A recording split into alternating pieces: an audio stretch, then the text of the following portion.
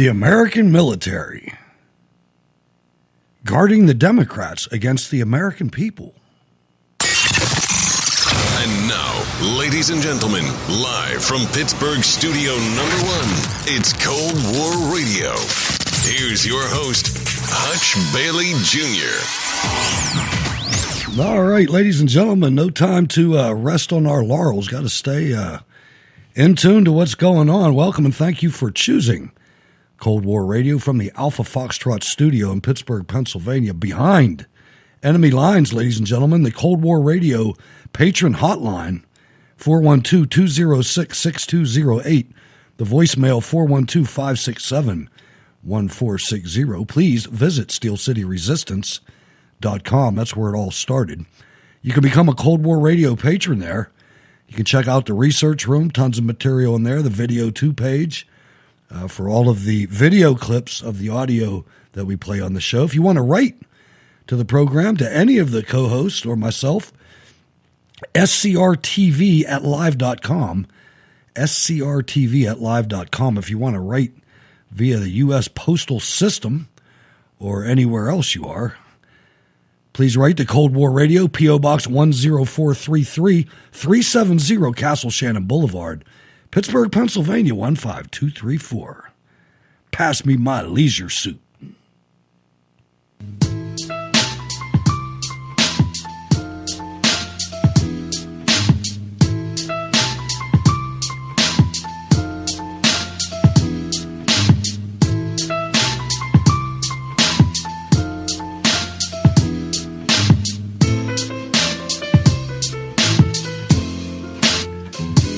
All right, ladies and gentlemen, not to depress you right out of the gate, but things are happening. Let me get some help from the western end of the county and welcome Sal to the program. Hello, Sal. What's going on? Hey, Hutch. How are you tonight? Well, doing great. Not in the studio tonight. You're in a remote studio, which is fine. Yeah. Either way. Yeah. I caused myself some problems. You saw my car; it was up on jack stands, and yeah. I'm all happy as anything could be to get the wheels back on. Of course, it looks like I stripped a wheel stud. So that's not cool. That's okay. I mean, it's not a big deal. But... No, I know Ken's a motorhead, but Ken, should I chase it out? Maybe try to chase the threads back, or should I just take it and get the stud replaced? Knock the stud out and put a new one in. All right. You do what I mean, I don't know what the threads look like. You don't want those threads to fail, is my point. No, I have 4 lug nuts on there, so I can't be hitting 125 on 4 lug nuts, but I can limp around. Oh yeah, no doubt. So that's always fun to get a little self-satisfaction when you get into things like that. I know I used to back in the day. But I had to, man. I mean, I'm telling you, when I was young, I remember I changed oil one time right on the street too, not in a garage, right in a residential street. I mean, my neighbors were pissed off, but my car only cost $100. A 1969 Mercury Montego MX with a 351 Cleveland in it. Cost me, the insurance cost 5 times more than the car. Oh, I'm sure, and just imagine the gas prices weren't anything, but it took leaded or unleaded? Both. Oh, sweet. Yeah, I mean, all the cars did back then. But, the thing was, I changed the oil right on a hill, on an urban hill, on a street, but into a hefty bag. I put the oil, and I put it over in the freaking, there was an apartment building, and all their garbage cans and stuff were lined up, in the parking lot. I took it over there. Yeah, now we know you didn't have any friends in that neighborhood. I get it now. Now I got it. I was a hood rat, man. You got to do what you got to do, But anyway, I know what you mean. I we used to. I was telling my wife that the other day. You look at these conglomerate parts dealers, the auto parts stores, are right next to each other, and they're like department stores. Now, when we were a kid, that was like a variety store. There were different, families had them and whatnot. It wasn't like big chains. And man, that was us going to the store, was going to the parts store, getting little key rings and different extra, stylish buttons for the door locks and the window cranks. Yeah, it was a big fun. Speaking of that, are you enjoying the gas prices? I know I think your car has about a 6-gallon fuel tank, but. Oh, hey, wait a minute. My car does not have a 6-gallon gas tank. However, I do use premium, and I have to use premium. So you're the guy that buys that stuff. I knew there was somebody out there. I knew there was somebody. The rest of us can't afford it, man. I mean, my gas tank's 36 gallons. Oh, my gas tank's I think around 15, so it's not as little as you think it is. I was merely joking. Did you notice the gas prices was the whole point? I know that. Yeah, I did notice it, and I am noticing it, and it's getting a little bit worrisome because you know what eventually that means? That means that cost is usually passed on to guess who? Right. The consumer. No, it's a little bit artificial, Sal, I got to tell you, because I don't buy my gas in Pennsylvania. When you insult me with confiscatory taxes, when the states alongside of me are much more reasonable than you are, screw you, man. The best thing to ever happen to West Virginia's fuel tax was Pennsylvania's fuel tax. I saved $15 on a fill-up by driving 25 miles, Sal. $15. I'm 20 miles away from the border. I drove right past your place, man. You know what I mean? I drove right past your neighborhood.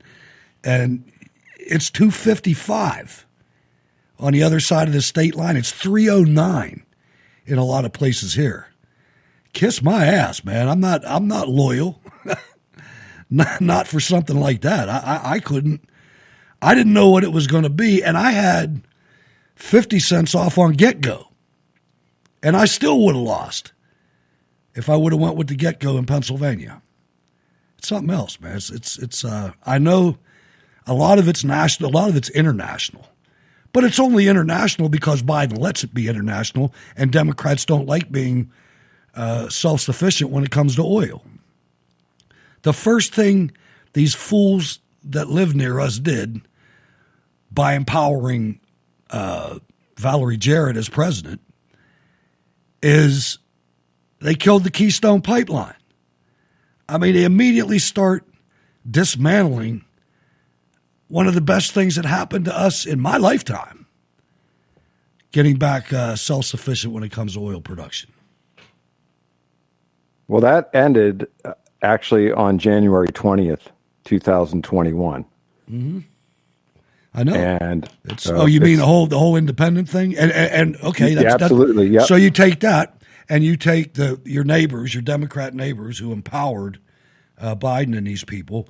They took the Yemeni Houthis off the terror list, and they immediately bombed Saudi Arabia's oil facilities. So thank you, Valerie. Appreciate that. Susan Rice, we know you always hated America. And you people that live near me that are Democrats, you got to start owning this. This is you. You did this to us. And until we start saying that, you're going to keep doing it. We got to start holding these people accountable. So I've been thinking about this. You look at how they attack us. They dox us and everything else. And we sit back and pretend like these Democrats that are our neighbors aren't communists.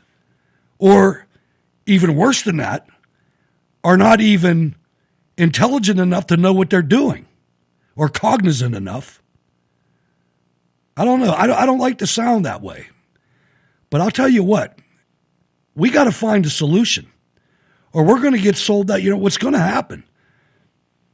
They're talking trillions of dollars here with this, and we'll get into all this, but you're going to hear Steve Bannon explain it a little bit in a few minutes, what the end result is going to be of this drunken this suicidal spending. It's just it's horrible, and it's really horrible locally here.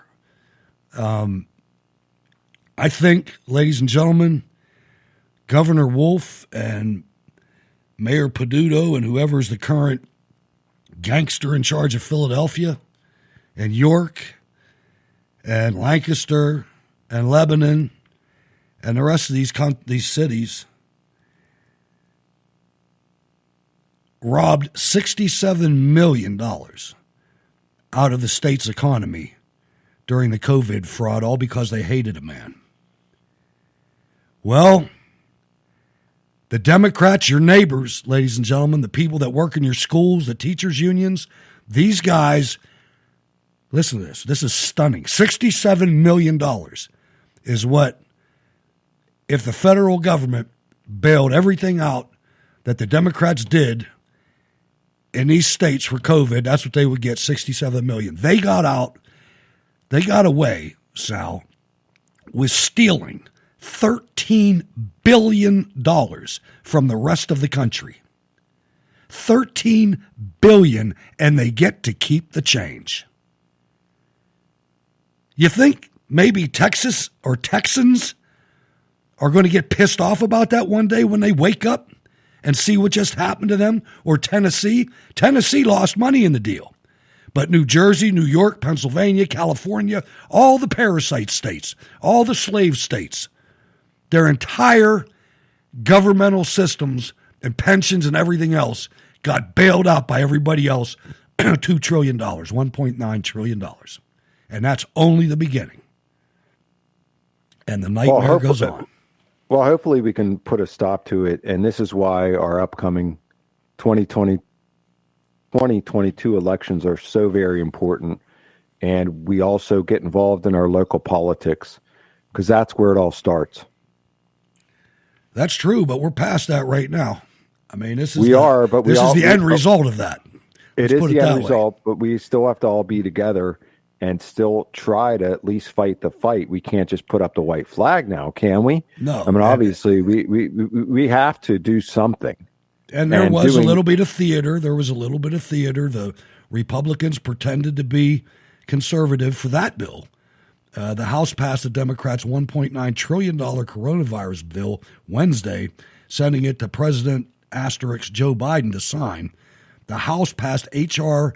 1319, the American Rescue Plan Act of 2021, by a vote of 220 to 211. So no Republicans voted for that one, not one.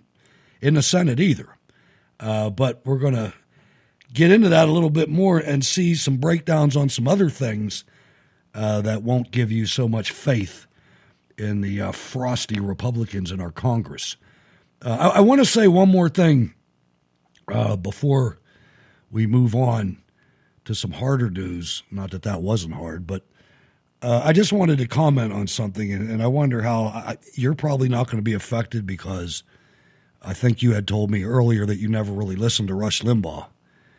But I don't know if it's contractual or what, but his time slot is still bringing on guest hosts for Rush and playing all kinds of clips of Rush Limbaugh. And I just think, to me, it's a little macabre. It's a little, you like that word? I didn't use that word in a long time.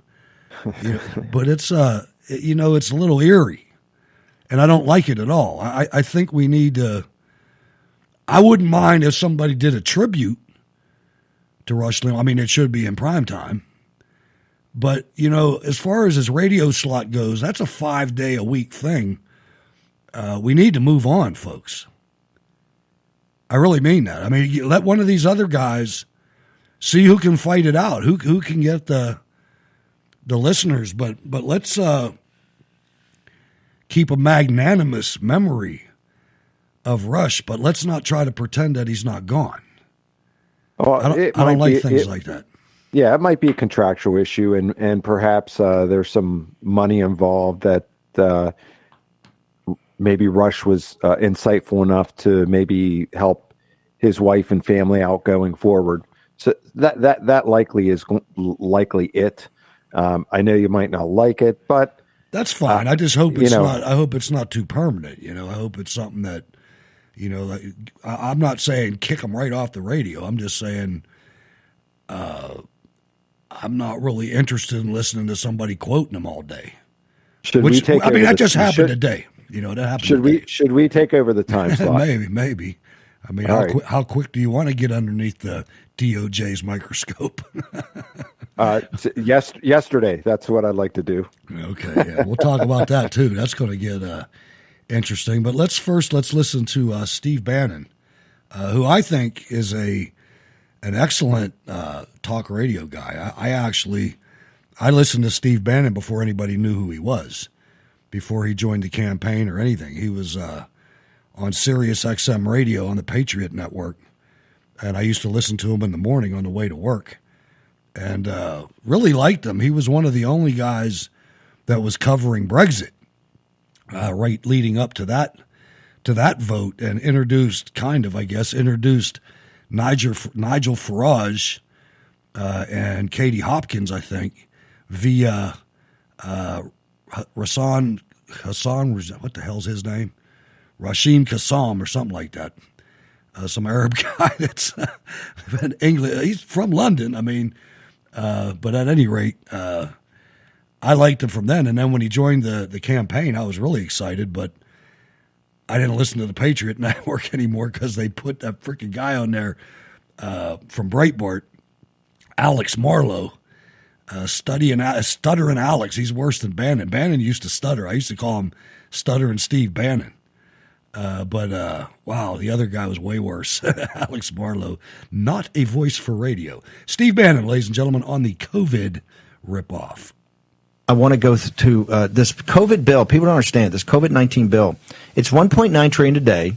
It's going to be, and Bannon said it first, infrastructure bill, I said weeks ago, is coming in the fall. It's now not going to be $2 trillion. It's going to be $4 trillion. It's going to be $2 trillion in infrastructure and $2 trillion on Green New Deal. That is $6 trillion they're going to add to the balance sheet of the United States. Basically, the Federal Reserve is going to give them the cash, but it's got to be paid for. They're going to have to sell bonds. That's where you see in the bond revolt in the 10-year Treasury. And the CCP is going to buy a ton of those. The Gulf Emirates is going to buy a ton of those. So they're going to have markers on us. Your tax dollars are going to pay the interest on those bonds, and that's what's funding the kinetic war machine. Now, they've already got an economic war machine, and they got an information war machine. Now they're building a massive kinetic war machine, as our great admirals in the Western Pacific are telling us. So $1.9 trillion today. It's breathtaking. I mean, Obama, the Tea Party started on $800 billion on Obama, and we went through a full meltdown.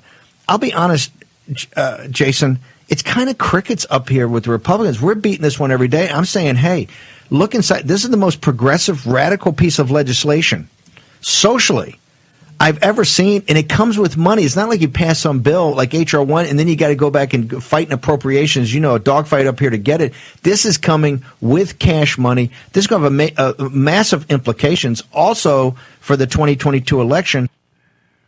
It's pretty scary. It puts the reporting that we've done on the Biden family when it comes to communist China in a different light. When now you don't have a Donald J. Trump in between Biden and China, or in between China and us, really. I mean, this is a serious threat, and it's not just here.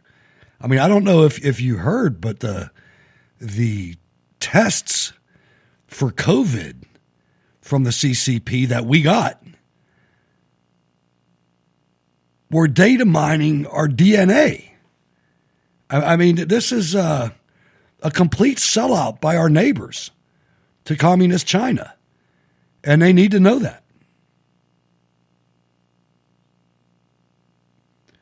Calling one of the problems is, sorry, I was on mute trying to respect your voice.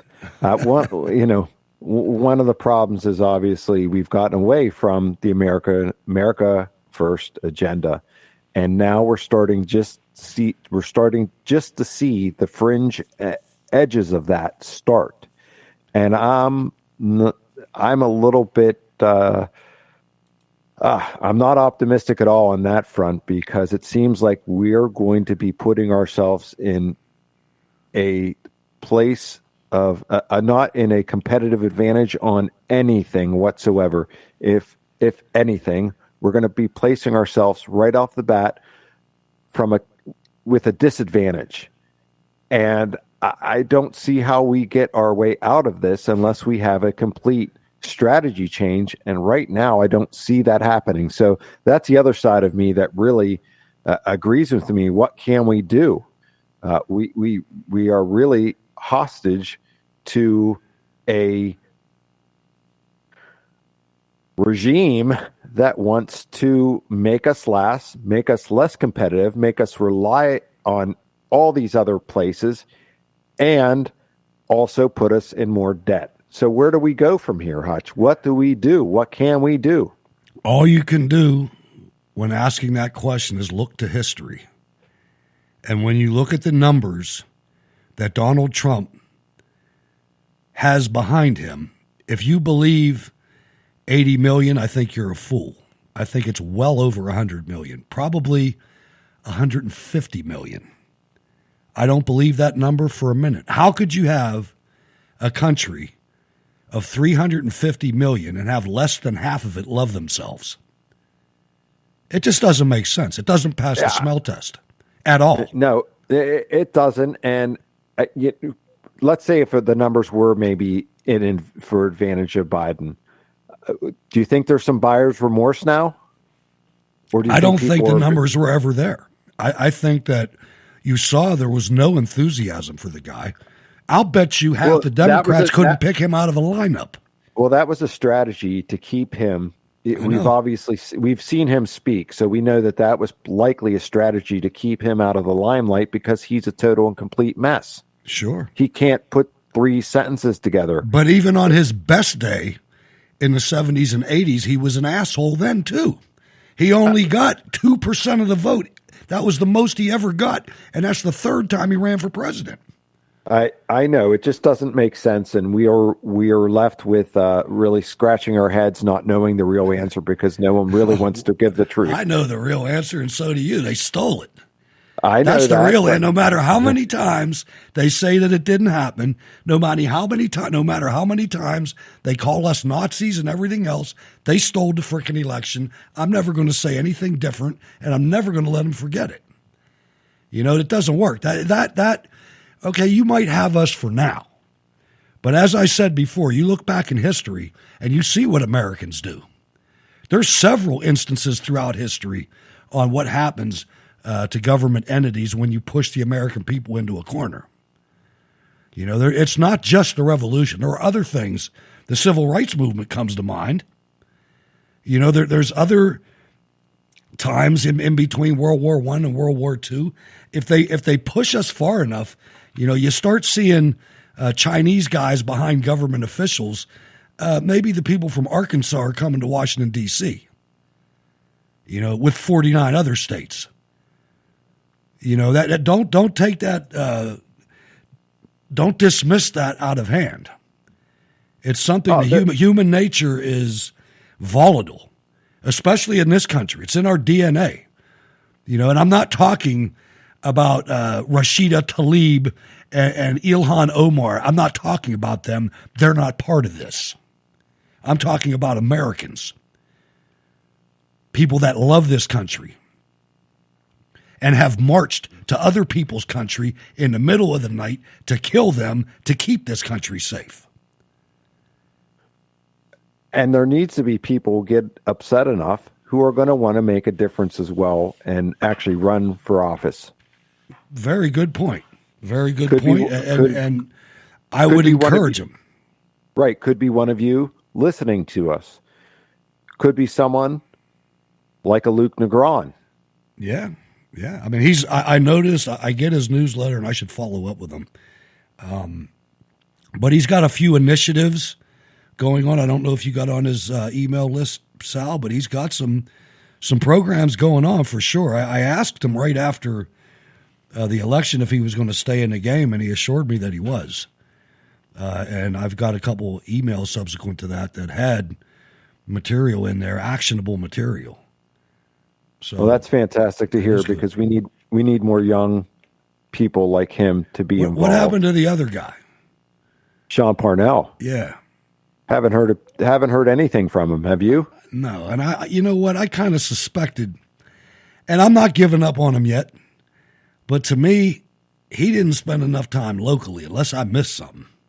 Well, I actually contacted him because he said he was out in our area, in my area. Yeah. And heck, I don't care. I don't know if he was not allowed to door knock or not, but he could have said, hey, look, we're having a gathering at X. We're going to have a gathering at Y. Hey, let's meet up. Let's, meet in the parking lot, whatever it may be. But they were pretty confident. But however, when I saw different signs up here, when I saw Connor Lamb signs in my neighborhood, I was concerned. And that was the reason why I sent that email to them. Right. And to their campaign. But I guess they didn't get back to you or what? Oh, they did get back to me. They said they have been out there. They have been out there, had been visiting, but I didn't see anything. They didn't come knocking at my door. Well, like I said, to me, he seemed a little too Washington. Maybe that was just me, but it seemed like you saw him on the national stage more than the local stage. I didn't see him at all on the local stage. I mean, they may have had a debate, but I missed that, I guess. Yeah, they did have a debate, but you got to put your mileage in. You have to be, even in these times of the virus, you still got to get out there and especially here, if you're going to turn a seat from blue to red, I mean, you better get in the neighborhood. They did the last time, but right. I mean, that didn't help matters either. We had that jerk off in there. I met him a couple times too. He was a U.S. Coast Guard officer and everything. What was his name? He cheated on his wife and he's trying to be Joe pro-life. He cheats on his wife, gets her pregnant, and tries to get her to have an abortion. Murphy. Yeah, Murphy. And the biggest thing that guy ever did, you saw him one time on television because he happened to be on a committee where they thought they could hide him, the committee for communicable diseases or something, when Ebola kicked off. He was like the chairman of that committee. He had to go on TV for the first time in his life. I've seen him up close and personal. Me too. Speaking and asking for money. And if you asked him to speak and you came out of that room about 45 minutes later, you would be wondering exactly what the heck he said. He didn't say anything. All the words put together, didn't say anything. He really didn't take a position on anything. That's him. That's definitely him. The biggest accomplishment that this guy ever had, and I'm talking, it took him 25 years, but he finally did it. He got a new commissary built for the military. And I got to give it to him. He did do that. There's a new commissary out there in Moon Township. That the old one, I don't know if you ever saw the old one. I mean, it is kind of your stomping grounds, I guess. I did. I drove right past there today, where the new one is. Yes, it's by the old airport, correct? Right. Yep. Did you ever see the old one though? Yes, I did. It was in a Quonset, man. It looked like Gomer Pyle, boy. I mean, this thing had special. They had special buggies because the aisles were so narrow, and the aisles were one-way streets before the COVID. I mean, there was little footprints painted on the aisle as you walk down the aisle, and don't let one of them old ladies see you going the wrong way, because they'll tell you, they'll turn you right around. So it was good, but you know what? And I said this at the time, and it's not popular with the troops, but the time for commissaries is over, man, in the United States. Now, if you want to have a commissary overseas, I understand that, and I definitely applaud that. Even though we shouldn't be overseas in numbers enough to justify a commissary, a military force that big. But we'll deal with that in the next president if we ever get one. But in the United States, commissaries were made when there was remote outposts, and you had all these troops in one place, and the local economy couldn't handle it. But anymore, where that commissary sits right now, there's 3 grocery stores in the same grid square. There's other ones, and there's no need for it. It's a waste of taxpayer money is what it is. Hate to say. So what else are we going to talk about tonight? Tonight we are going to talk about Andrew Cuomo. Andrew Cuomo. I got a bunch of things on this guy. I'm loving the karma, but I also want to be able to understand what it's telling me.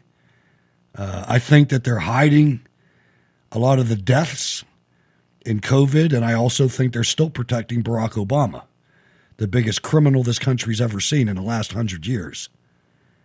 Mainstream media has ignored sexual misconduct allegations from Andrew Cuomo's sixth accuser.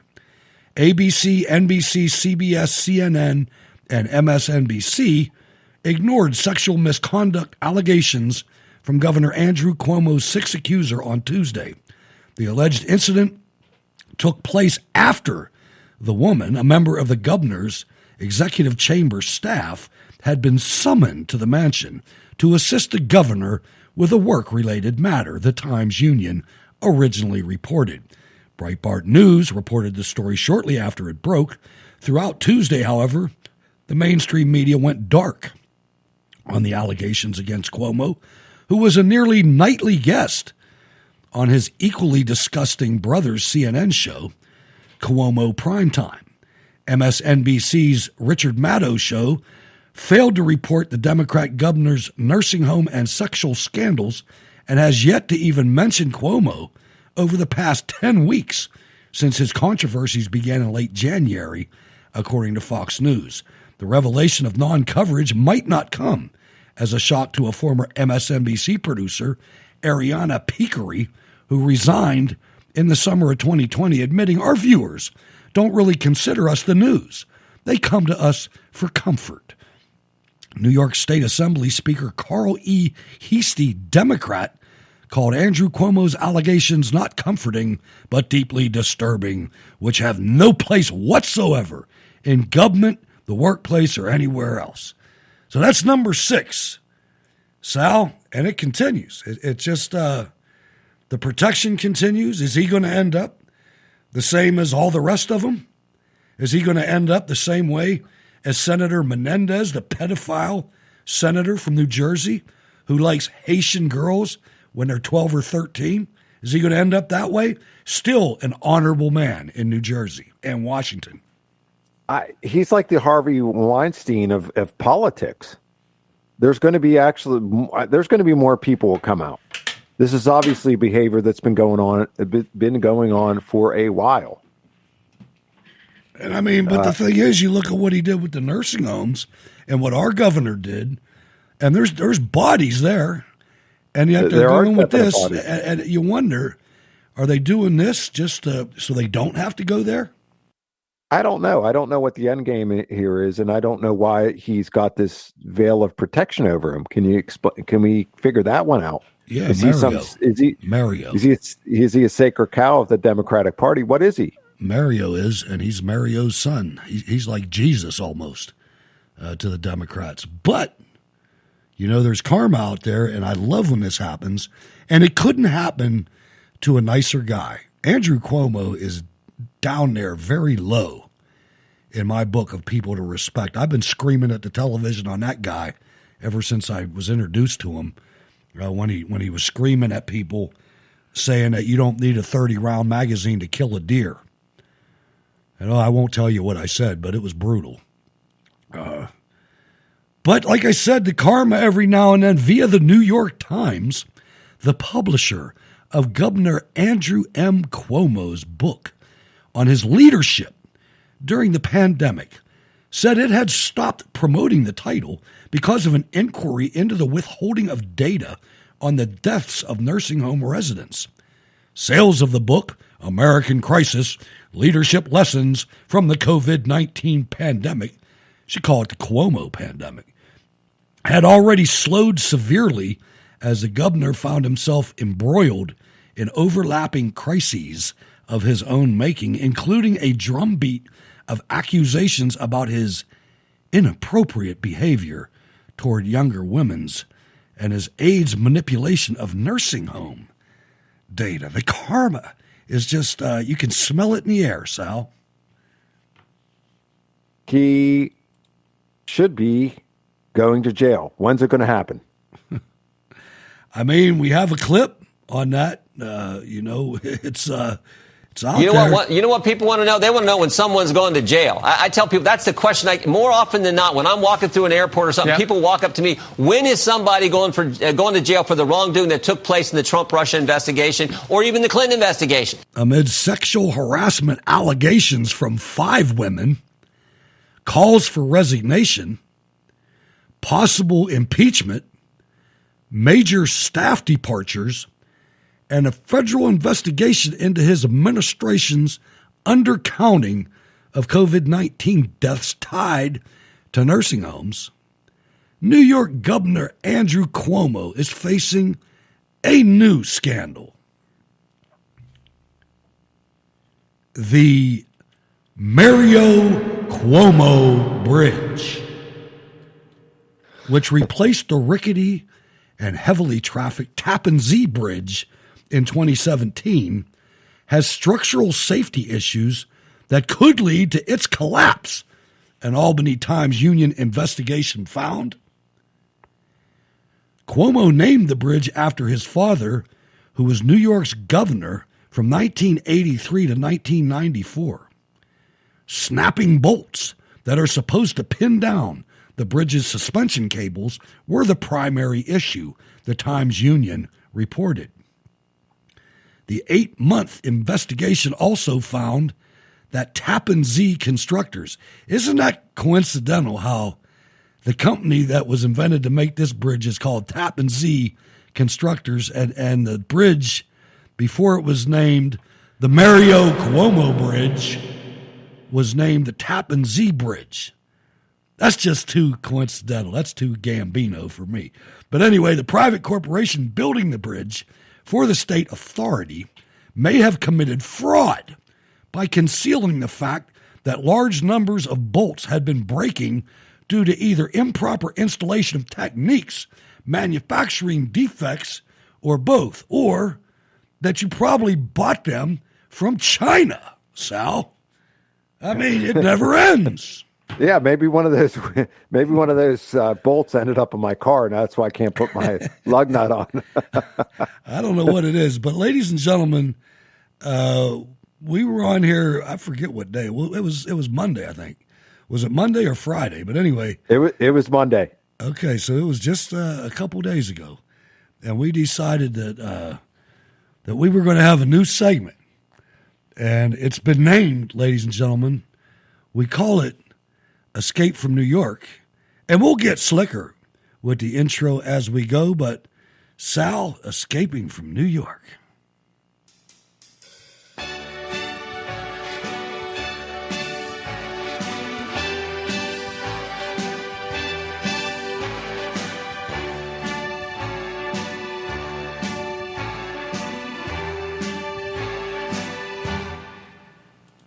Stop spreading the word. I'm leaving New York. I'm gonna pack my bags. I'm out of here. So what's going on? Are people leaving? What did you find? I found a report. Yes, very much so. Guess what? The population fell by 126,000 people between July 1st, 2019 and July 1, 2020, according to preliminary census estimates released last month. No state lost more residents overall. No state lost a greater percentage of residents. If they gave out ribbons for decline, New York would win a first prize. The drops. Wow, that was quite an introduction. Did you like that? Oh, beautiful. Did you like my singing? I did, but it's going to that sounded loud to you, but it was just in the background. That's just for behind you. But we'll deal with that. But that's okay. But let's talk about this a little bit more. The drops of recent years mean New York is likely to record a record population decline for the decade that just ended for the first time since the 1970s. It's an outflow the governor prefers to blame on factors beyond anyone's control, including the cold and snow. Well, if you remember where New York was during the 70s, that was when David Dinkins was the mayor. Cloward and Piven were in full effect, and they used the Cloward and Piven strategy. They did a test run in New York City, and they collapsed New York in the 70s. Well, here's a quote directly from Cuomo. Quote, "Someone wants to move to Florida because they want to move to Florida. God bless them." End quote. Cuomo said after a grim census report 2 years ago, they want to fish. They want warm weather. There is truth to that, of course. Tampa looks appealing from the gray of an upstate January in New York, even for those who find joy in snowfall. Summer retirees will always seek to escape the weather that just doesn't make their joints ache or their front steps treacherous. God bless them, indeed. But that isn't the whole story. New York always had challenging winters and nevertheless grew to be one of the nation's most populous and most influential states. It's so backwards, though. You know, you look at it, and it's kind of like Pennsylvania, except that they have more powerful leftist cities than we do. I mean, you got Buffalo, Syracuse. You know, you got a bunch of them. Albany. But let's take this in contrast here, because let's just take into consideration cold weather. A quick check of the recent census releases shows other chilly places, including, but not limited to, Maine, New Hampshire, Indiana, both Dakotas, Wisconsin, and a really cold place during the winter, Minnesota, managed population increases. Can you imagine the Somalis that come from Mogadishu and get their ass hung up in Minneapolis? No wonder they kill each other. You know, I mean, I can't. I mean, that's rude. Taking somebody from an African village like that and putting them in freaking. That's not even right, man. I mean, that's. Whew. All right, let's take it a step further. Clearly, weather alone is not driving the outflow. In fact, you don't have to be a policy wonk to realize that crushing taxes combined with a dearth of economic opportunity in swaths of the state are significantly responsible for the population drops. State lawmakers must know that's the case as well. But can I add something just from an outsider that, you know, I have my own reasons why I would never go to New York City unless, I mean, there'd have to be some serious extenuating and mitigating circumstances. Rats. I'm just saying, rats scare me, man. I'm telling you, I grew up before there was Hefty bags. You know, I remember rats in the street before they did a hell of a good job here. I mean, but you still see them there. But they did I'm telling you, there used to be a rat squad in the Department of Sanitation or the Department of Health or something. Well, we've also seen recent stories of crime in New York City escalating. True. Yeah, sure. And that's another problem. And yet you get caught up in one of those jails, they'll never find you. Rikers Island's like its own city. Yeah. But let's continue on. Year after year, the decline is met by deafening silence or shrug of the shoulders by the state's political leaders. Population drops are like the Lord Voldemort of New York politics, the problem which must not be named. Unsurprisingly, then, the latest data census was not mentioned in January's State of the Union on Monday. Cuomo's State of the Union. He did not mention the latest census data. Obviously, it wasn't appealing. He should have called it the State of the Unions. You know, it's the state of the state, but he should have, if you're going to use union, you might as well, you know, make it plural. State of the labor unions. That's basically what you're talking about. Right. So let's wrap it up. When an estimated 1.4 million residents have departed for other places within a decade, that's 1.4 million. That's almost 10% of their population. Believe the population was around 19 million. 10 million.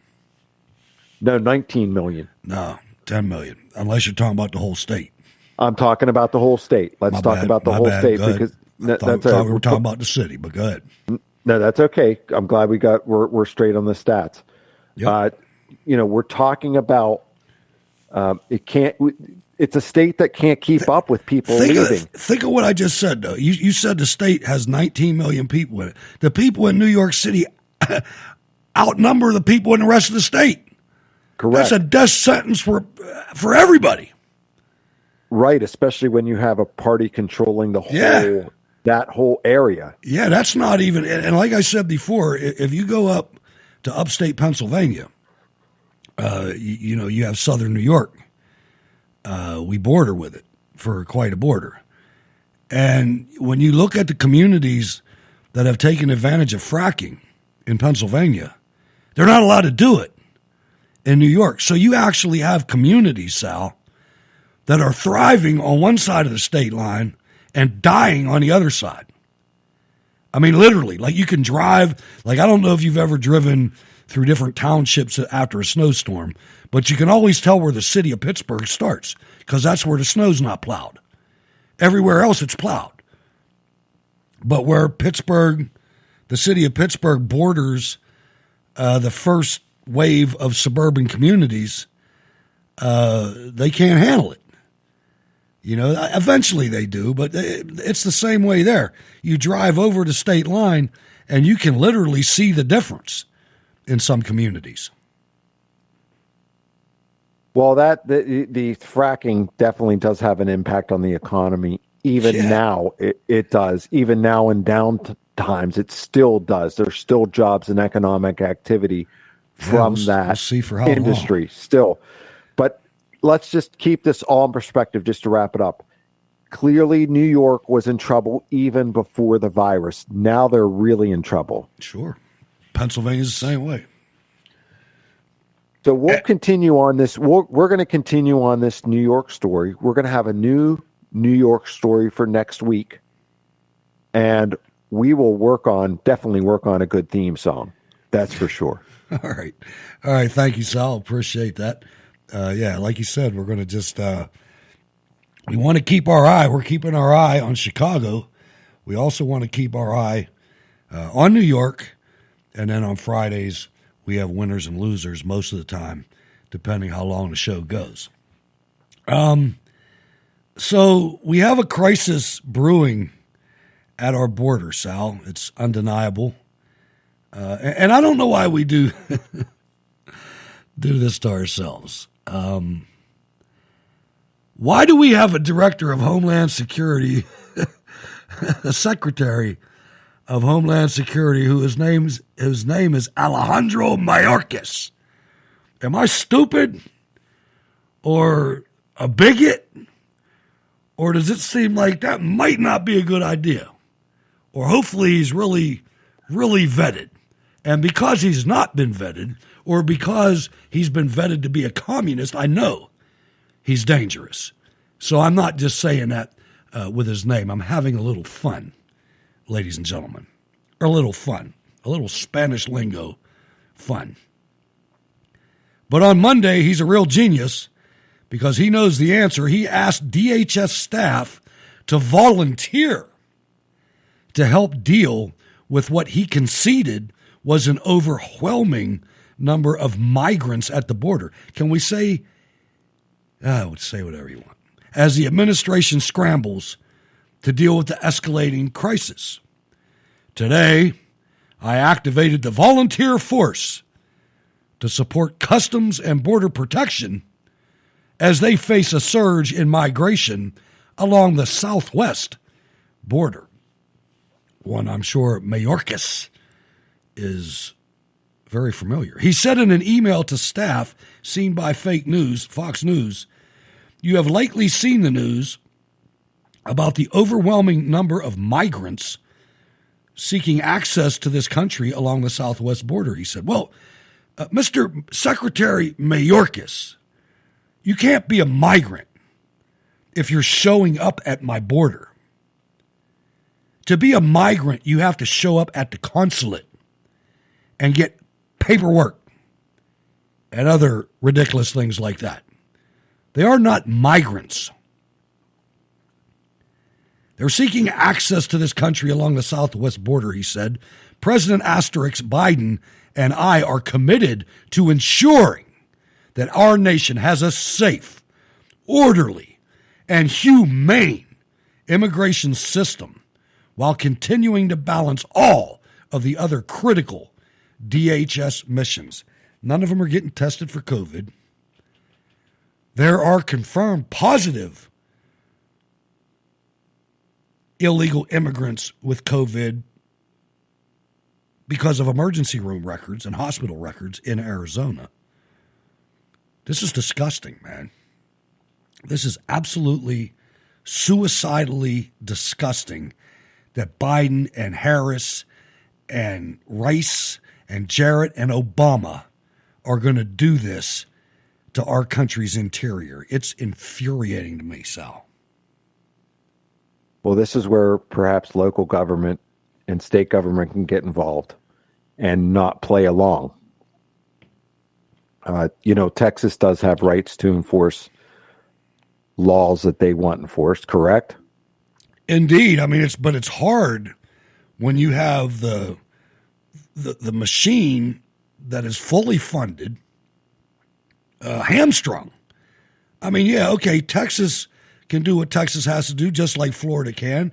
But now you're asking a state to provide resources that are federal in nature. I mean, can you imagine trying to man a border, without additional resources? I mean, it's now I'm going to say this, and you'll get a good laugh. Maybe this is where the courts can get involved, right? Yeah. No, I agree. They should have. I mean, the whole thing, that's the problem about all this. The system is there. It's just broken. If we had courts, we would never have Biden as president right now. If we had, they did the same thing before the Civil War with Dred Scott. They cowardly hid under their desks and said, yeah, that's okay. That's cool, no problem. You know what I mean? They're doing the same thing now. It's the most cowardly agency, if you will, or branch of government, rather, in our federal government. I mean, other than the cowards in the Senate, the Republican cowards, and we're going to get into that in a second. But let's stick here with the border for a second. Sal, have you noticed our city? I saw something this week earlier. I started seeing it a month or so ago.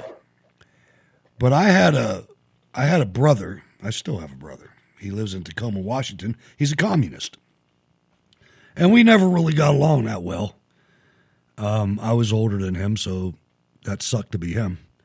But he had an apartment in East Liberty on Rippey Street, right on Rippey and North Negley.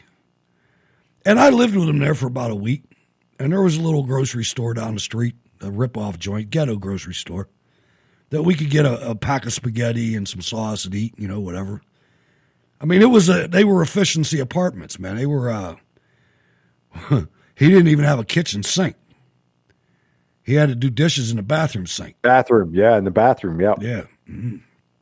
And we did, but they're abandoned now.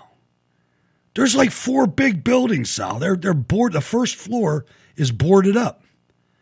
And then I looked on the other side of the street, and there was another apartment building that was abandoned. I mean, these weren't swanky places, but people lived there. People went to work and they lived there. I knew a guy that drove a bus that lived there. And now it's like Peduto and this city, it's starting to look like Detroit.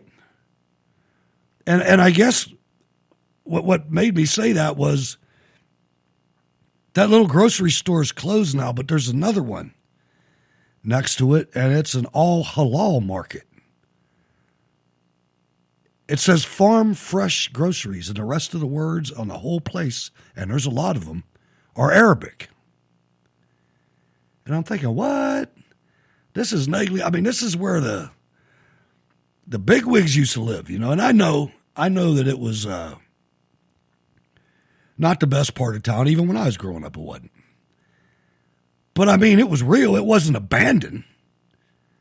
You know, abandoned stuff, that tells you all you need to know, man.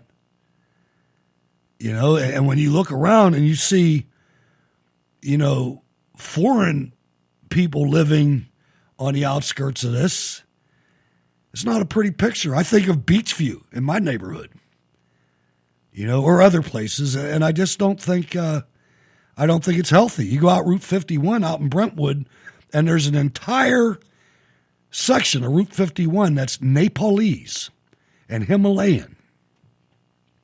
And I wouldn't care if it was nice, but it's not, man. They got plywood in the windows. You know, it's not American. It's third world shit. And they're bringing it here. And that's what it is. And that's what they're going to turn us into.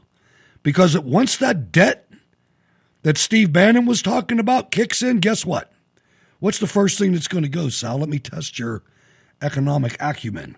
What's the first thing that goes, and if it does go, your entire life is going to change overnight? Likely Social Security, correct? No, but I mean, that'll help do it. That'll help drive us there. It's the U.S. dollar being the world's reserve currency. Yes. Well, if that ever changes, and it will, it's not guaranteed. Don't forget. Right. This is the second Obama administration, and in the first Obama administration, our credit rating was killed.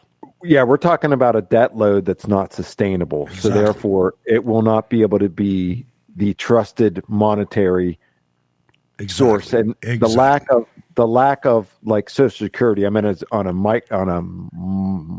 not a macro level, micro level, right, of where things are going to start to go away that aren't sustainable. So those are things that might not be here anymore. Oh, and they'll try to blame the Republicans on it. And really, you can, because the Republicans are feckless. And we're going to go into that after the break, but you're listening to Cold War Radio, ladies and gentlemen, with Hutch Bailey Jr.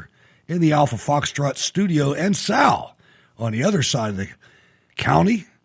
That and your calls when we come back. Don't go anywhere. One America News Network, your leading source for the latest breaking national and international news.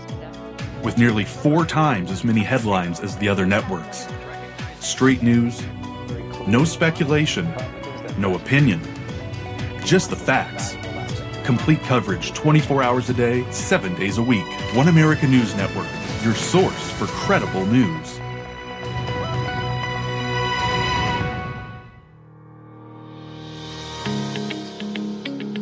A representative republic, not a democracy. Cold War Radio celebrates and defends this Monday, Wednesday, and Friday, 8 to 10 p.m. Eastern. I'm Hutch Bailey Jr., your host. Ward, Sal, and Jack are my wingmen, and your live calls let it all make sense. Join us, Cold War Radio, live on Spreaker and forever on all podcast platforms.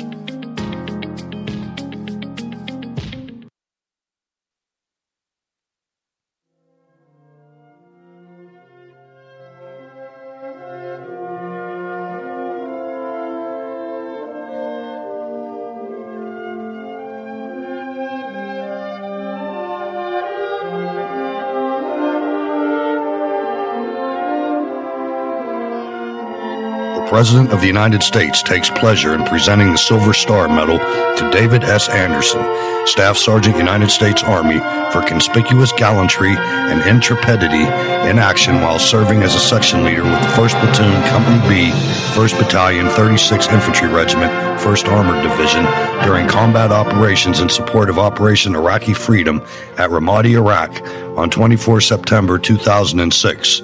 When a dismounted team was attacked during an operation and several men were wounded, Staff Sergeant Anderson's section leader, Staff Sergeant Jason P. Trumpauer, led his Bradley fighting vehicle in an attempt to evacuate the soldiers after a tank accompanying him had trouble negotiating the narrow streets.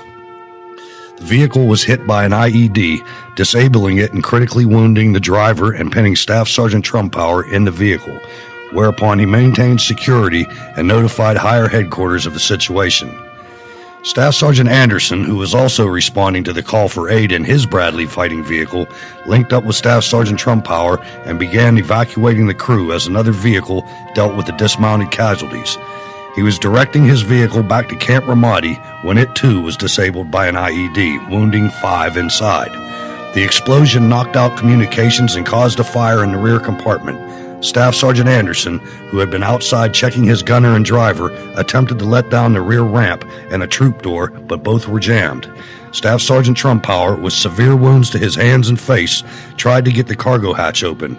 With Staff Sergeant Anderson's help, the 2 men were able to open it wide enough to evacuate the vehicle. Another soldier, although also wounded and disoriented by the flames, found the fire suppression handle and doused the blaze long enough for everyone to escape. Once everyone was out, Staff Sergeant Anderson took a rifle from the vehicle and single-handedly made sure there were no insurgents within a nearby building, while Staff Sergeant Trumpower guarded the wounded and a medic evaluated and stabilized them. After they moved the wounded into the building, Staff Sergeant Anderson attempted to retrieve a radio and smoke grenade to signal their location, only to find both destroyed in the vehicle. Knowing the wounded driver was going into shock and could bleed to death without immediate evacuation, he ran about 400 meters to try to get the attention of a nearby tank crew. Unable to get the attention of the tank, he ran farther down the road to wave down a Bradley fighting vehicle, then led it back to the wounded soldiers and subsequently supervised the loading of his men. Hometown, Batesville, Mississippi. Staff Sergeant Anderson, job well done. God bless you, and God bless America.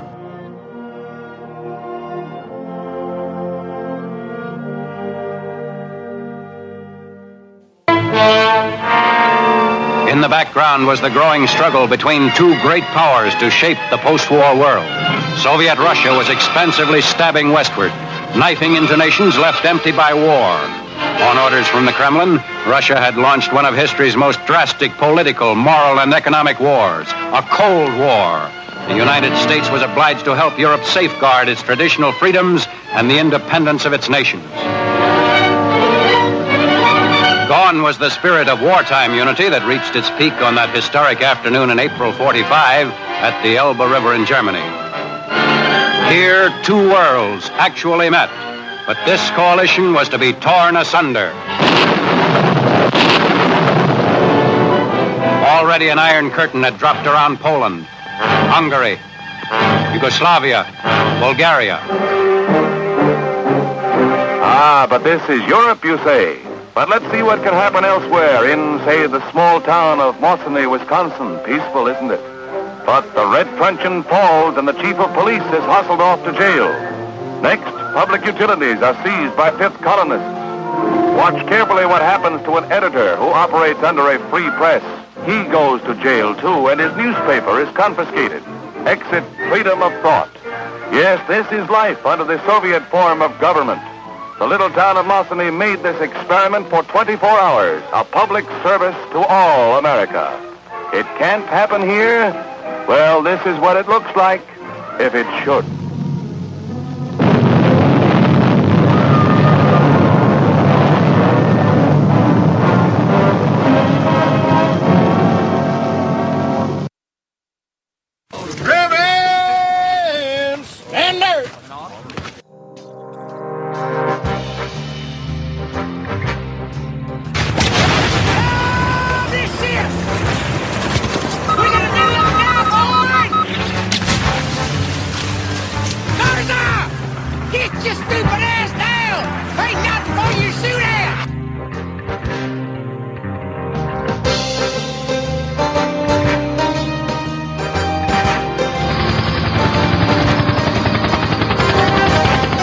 What's this about you losing your Kevlar? It bounced off my head, Sergeant Major, last night. Bounced off your head? I was up on the 50 cal and the Humvee went over a berm, Sergeant Major. That Kevlar wasn't yours to lose! That was the property of this United States Marine Corps! Belonged to every Marine! Come on, fight you to secure that Hendrick! You jeopardized every Marine serving today! I was considering NJP in your office. Sergeant Colbert, this is what happens when you don't enforce grimmer standards. The man's gets all light, and another standard fall. Double up here stops to use chin strap, goes over a bump. Kevlar goes flying up hay, and our protective posture is weakened.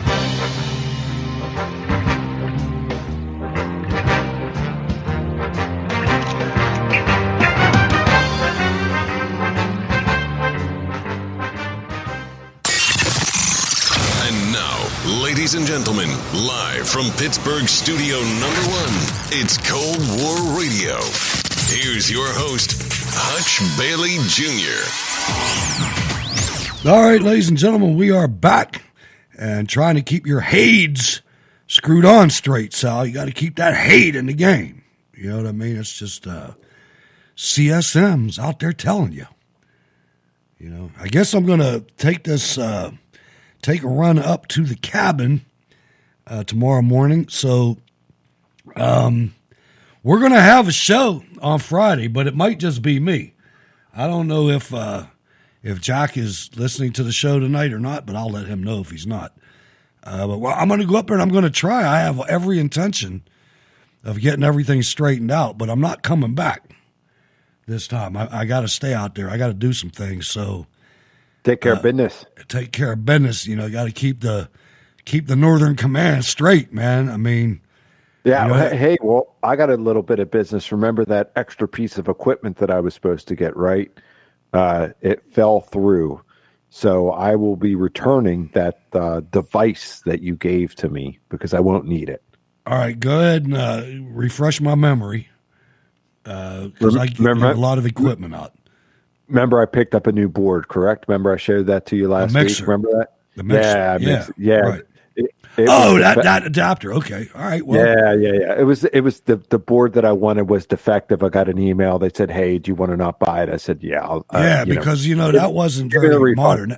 That was pretty old, man. You know what I mean? Yeah. That was something when I first started 2006. That's how old that was. You know, because it wasn't that long after that they came right from the main board right into the USB port. But anyway, we'll talk about that. That's okay. You know what I mean? This is if you need any help, let me know because our patrons are so gracious, you know, that they keep us capable of replacing equipment. So, you know, if you needed some help with that, let me know and we'll go from there because we always want to have the best sound possible. And we've got some callers that we're going to get right to. But first, I want to go over something that's very critical. And Stephen K. Bannon again comes on the scene. I want you to listen to him talk about the president and these GOP traitors that we're going to talk about in even more detail after the clip.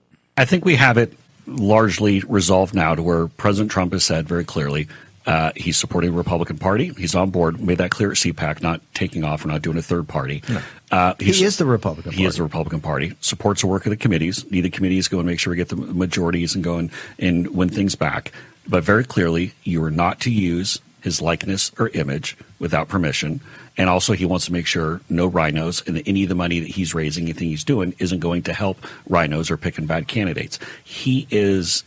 I think it's probably an understatement to say pretty fired up about this and wants to make sure. Oh, I can imagine. Well, we saw the statement about Karl Rove. Yeah. Where Carl the Rhino, where he hit Carl pretty good on that was just an absolute humdinger of that was a classic. That was a classic. I love one of my favorite lines was, "Hey Carl, I hear that the Lincoln Project has some board openings. Maybe you'd fit in better over there." It was brutal at so many levels. It was so good. Good radio, folks. So Barack Obama, President Obama, if you didn't notice, he got his revenge. Merrick Garland, one of the biggest communists around, was going to be a Supreme Court justice, but somehow China let Mitch McConnell block him. I don't know why they did, but China let him block him. But Merrick Garland is now the Attorney General, Sal. Biggest communist, going to put Republicans in prison. Be prepared. Be prepared. He's going to do that. And I want to give you a few of the cowardly bastards that allowed this to happen. The Senate confirmed Merrick Garland as Joe Biden's Attorney General. My ass, Barack Obama's Attorney General, in a 70-30 vote. These cowardly quislings could not stand together against a guy that said he doesn't think illegal aliens are illegal. He told the committee he never even thought about it. Blunt, Republican. What's MO? Missouri or Montana? Missouri. Burr, Republican, North Carolina. Remember him? Him and Blunt, two scumbags of the highest order. Capito, never heard of him. Republican, West Virginia. So he's like Manchin, I guess. Cassidy, Republican, Louisiana. Collins, Republican, Maine. Cornyn, cadaverous Republican, Texas. Ernst, phony Joni, Republican, Iowa. Graham, light in the loafers in South Carolina. Grassley, way too old, Iowa. Inhofe, Oklahoma.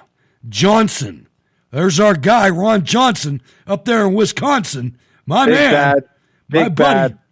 He's a bunch of, he's foolish crap. Of course he is. Him and Paul Ryan, who he cursed us with. Langford, He Oklahoma. acts like some, yeah. Oklahoma, Langford and Inhofe. Oklahoma, you suck. You're as bad as Utah. I haven't even mentioned Utah yet in this activity. But I got both senators from Oklahoma voting for a communist for the Attorney General after the shit that we just watched happen with Barr. You're going to do this to us. You're doing it to us. You guys are retiring. You're retiring. You're going to the House. You're leaving this to us, and don't think I don't know it. Mitch, the Chinaman McConnell, Kentucky. Moran, Republican, Kansas. Murkowski, Republican, Alaska. Portman, my man, in Ohio. Reed, Democrat, Rhode Island. That one snuck in there, sorry. Oh, we do have Utah. Romney, Utah. Rounds, South Dakota. Thune, South Dakota. South Dakota, you're getting robbed too. Are you telling me South Dakota's not red? Not as red as it gets? And both of your jagoff senators voted for a communist to administer the law on me. Thank you, guys. And thank you, South Dakota. And North Carolina. Tillis, we can't forget him. This is sickening, Sal. This is the problem right here. That's too damn many in the Senate. That is too. 1, 2, 3, 4, 5, 6. It's 15. 1, 2, 3, 4, 5, 6, 7, 8, 9, 10, 11, 12, 13, 14, 15, 16, 17, 18, 19, 20, 21. But there was one Democrat, so it's 20. That's 20 out of 49, man. That's how many senators the Republicans have, right? And this is the same Mitch You're going to lose the war that way. You're going to lose the war. Well, this is the same Mitch McConnell who didn't want to have a hearing for him to be a Supreme Court justice. Dude, I'm furious, man. This when I read something like that. Right. Why did it change? Right. Why is it now different? China. Let's go to Ken in King George. Ken, thanks for calling the program. What's on your mind? What's the burr under your saddle? What's making you tick today? Well, okay, so I'm trying to cook a little something for tomorrow because we're going to have an illegal potluck for a guy that's retiring. Wait. What'd you say? An illegal potluck? What'd you say? Yeah. Well, it's going to happen on a Navy base, and fuck these people. Right. If I get fired, I don't care. Okay, this guy has worked on this base since I was in first grade. Okay, wow. He's retiring tomorrow. We got a bunch of hardcore American Trump supporting, you know. So you're having you're having deep fried bacon dogs or what? Oh, we're doing all kinds of stuff, man. Okay, one of the guys he put in an order for his mom to make some banana pudding. Ooh, good stuff. And oh my God, yes, Doug's mom can make some banana pudding. Yeah. Man, I went to an ice cream shop down the road and I got some banana cream pie ice cream at a real ice cream joint. Not a Dairy Queen or nothing like that. A regular, like real, where they use we butter, fat, and whatnot. Go ahead. But yeah, so, you know, I'm making some sloppy joes for tomorrow. Good stuff. And deer meat or beef or what? Just regular beef. Okay, that's good stuff though. But you know, I mean, this guy has worked on the base. I could go through the whole scenario of how I ended up working with him in the first place, because I guess, I pissed off the right person, and they thought that sending me to work with this guy was a punishment. But yeah, this guy's brilliant. Okay, yeah, he screws up every so often, but he's probably one of the smartest guys I've ever met in my entire life. All right. And we all know that guy as our mentor and whatnot. And he's going to retire tomorrow. And yeah, I'm going to miss him, man. I really am. Don't start crying, man. Don't start crying. I'll have to, you gotta. These things happen, man. People work and then they retire, and don't feel bad for him. Is he got a plan? Does he have a? Because I'll tell you what, I was the happiest dude in the world when I retired. I was a little scared, but I did it anyway. I was like, you know what, man, I'm all right. I can. So I was lucky though. Like Trump was president. I don't know if I'd probably still be working right now if my date would come right now. I know for the last 4 years over lunch, this guy was always checking the stock market and everything, sure. And because that's going to affect his retirement. Damn right. I mean, I'm looking at it right now myself, and I was able. I was one of those parasites, folks. Man, I was able to get up in there and do so many years and retire from the government, but I'm not even one little bit concerned that I ripped anybody off, because that entire time that I worked, 36 years, I was always, they had a check signed by me, payable up to my entire ass if they wanted to send me somewhere.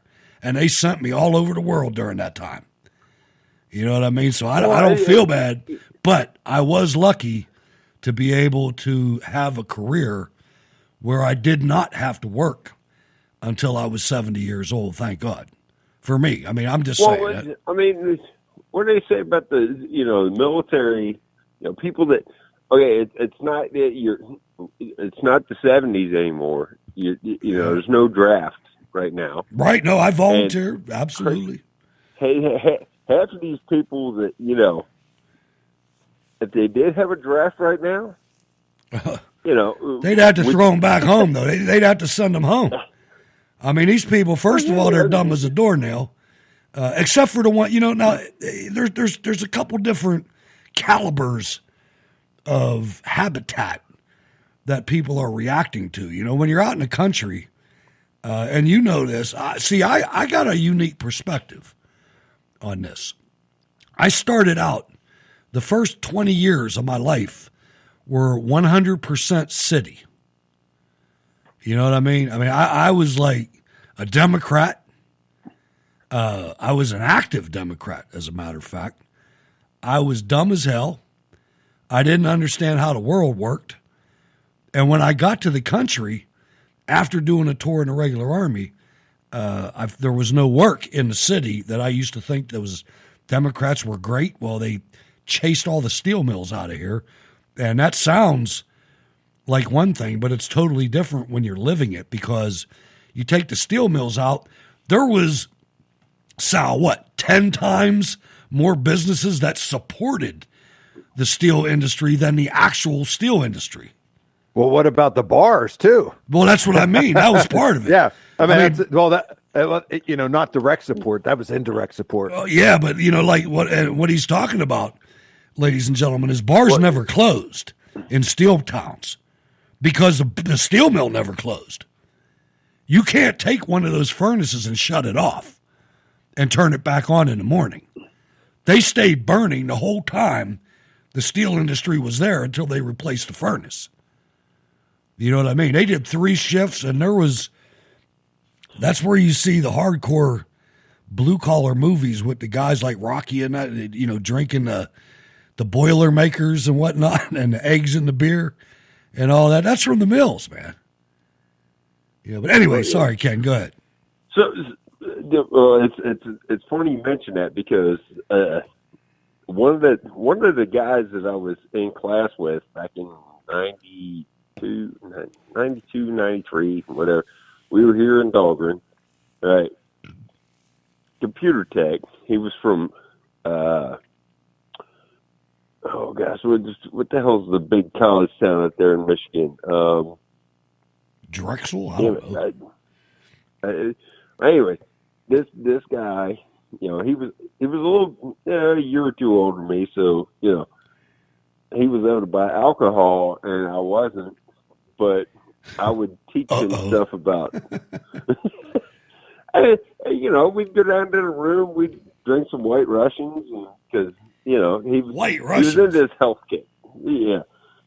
You talking about it, Ken? You talking about Ann Arbor? No, it started with K. Damn it, I did. Anyway, I can't remember the name of what's that? I said anyway. But anyway, right.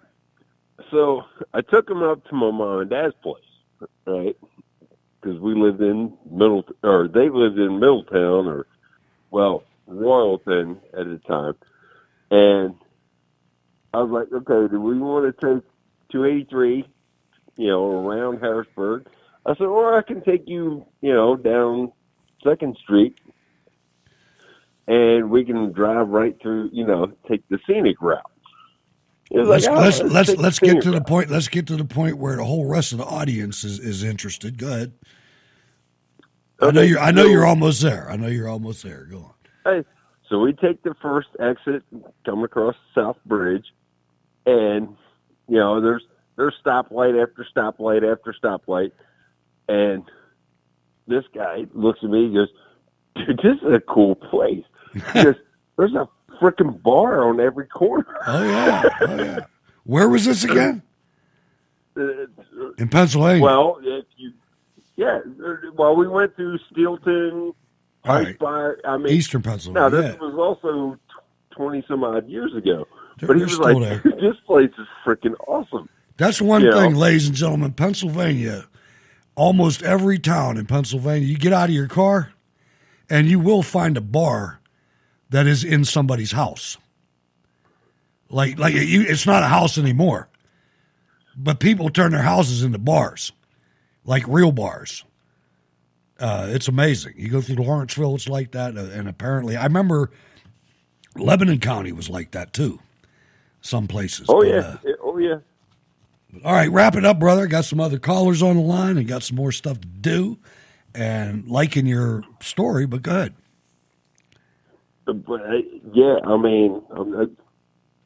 This guy Jack, his actual real name is John, but for some reason he goes as Jack.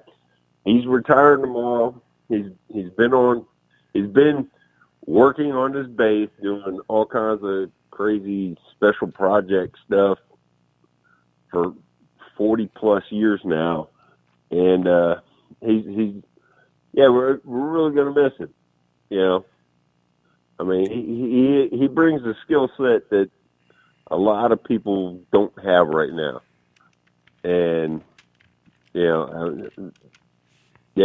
I know where that comes from too. I do. I remember one of my cohorts, was the same position that I was in, except he was in it longer. I remember he told me one time, he said, they used to call me Bob, all right, Bob, because my first name's Robert. And one time at a shop when I first got hired, somebody called me Bob, and it stuck. And my dad specifically called me Hutch, so nobody would call me Bob or Junior, because that's what they used to call my dad.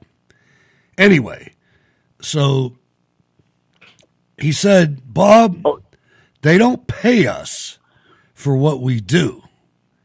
They pay us for what we know. And I was like, damn, that works. All right.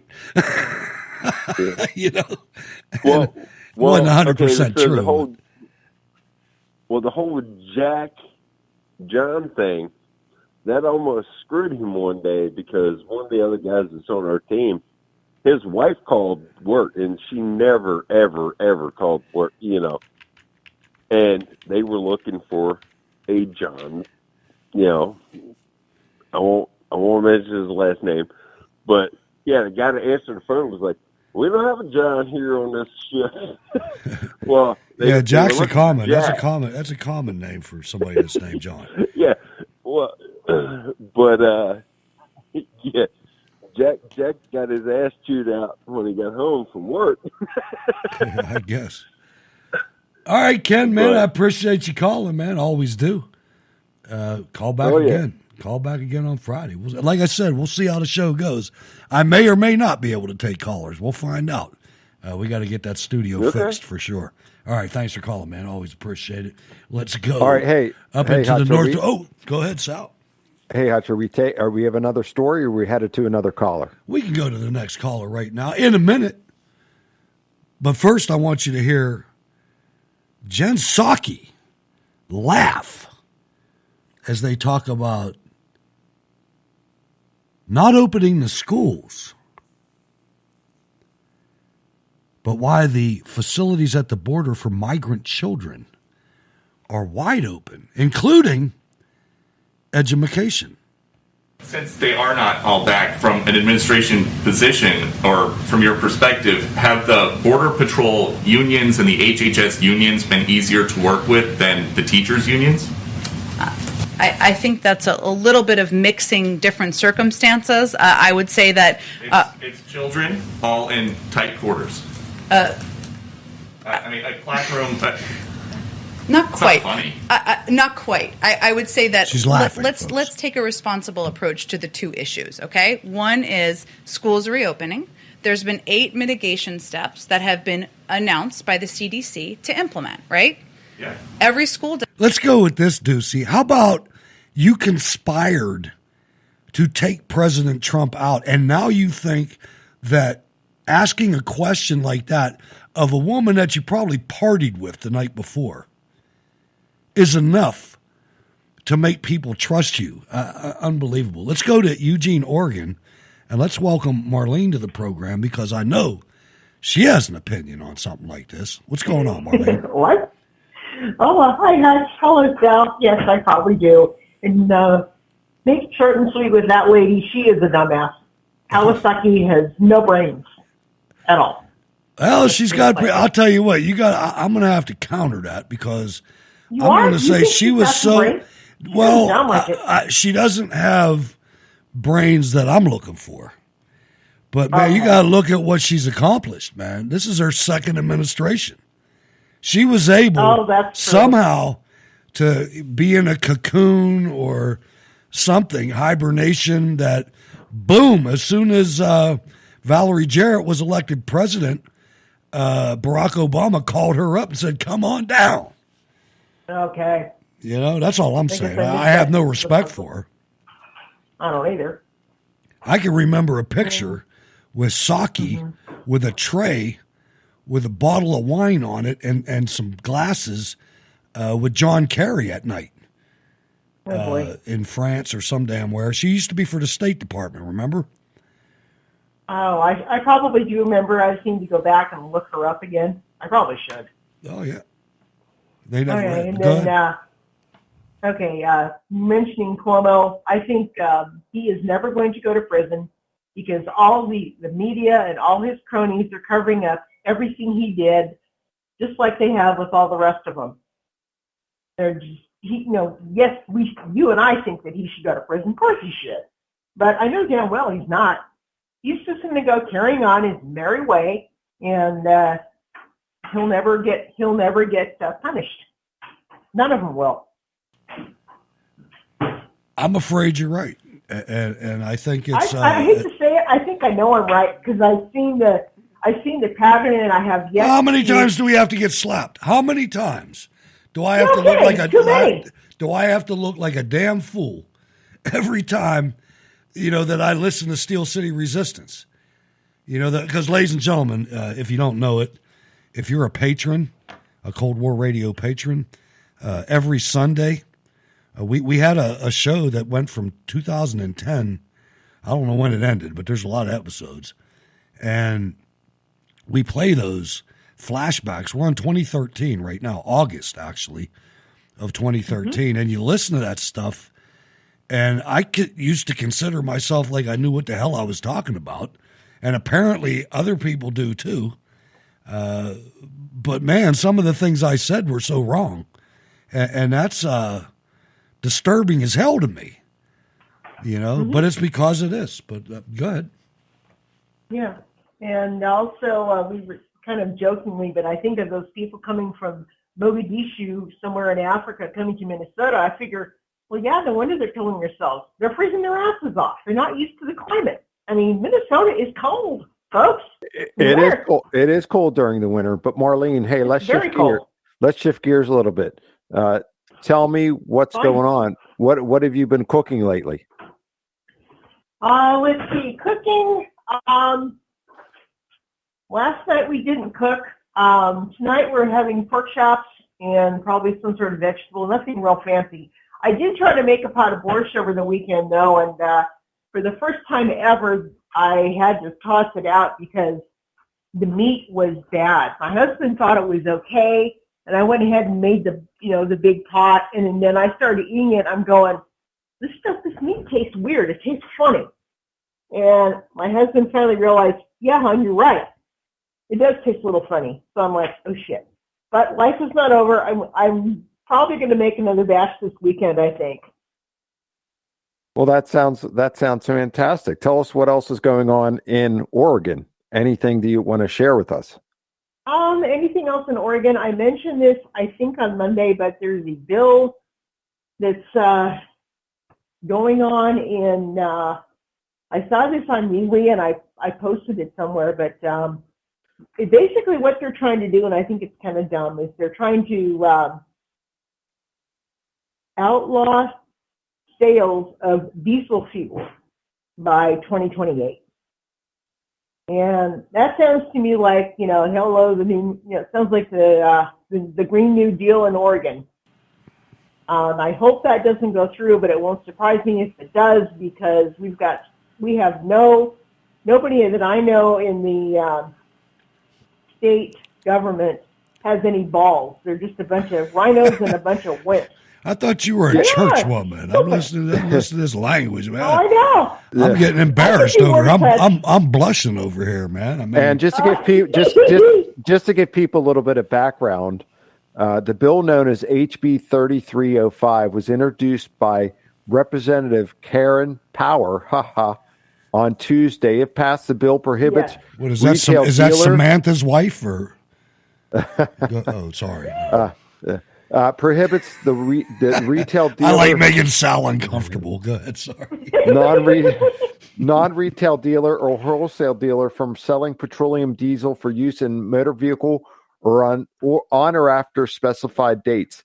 The bill goes on to state that petroleum diesel does not include fuel that consists of a blend of petroleum diesel and biodiesel or other renewable diesel, as those terms are defined in this Oregon statute, where biodiesel or other renewable diesel is at least 99% of mixture by volume. That's ridiculous, man. I mean, totally ridiculous. They want to shut down. They want to shut us down over here. I'll tell you what. You look at the price. You look at the price of diesel, and you look at the size of those tanks on those semis, man. And it's like, dude, you're making a mortgage payment every time you fill that up.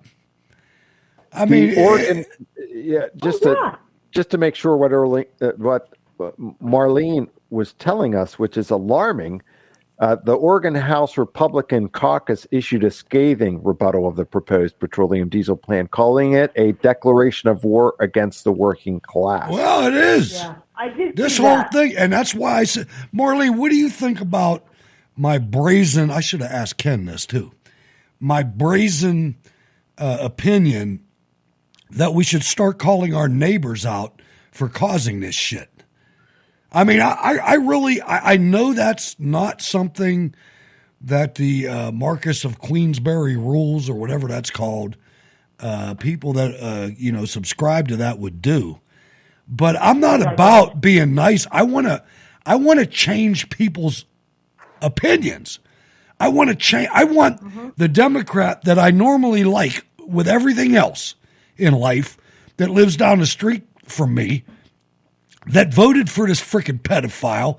I want him to know that you're the one doing this. You're the reason why gas is $3.09, and it's not going to be $3.09 for long.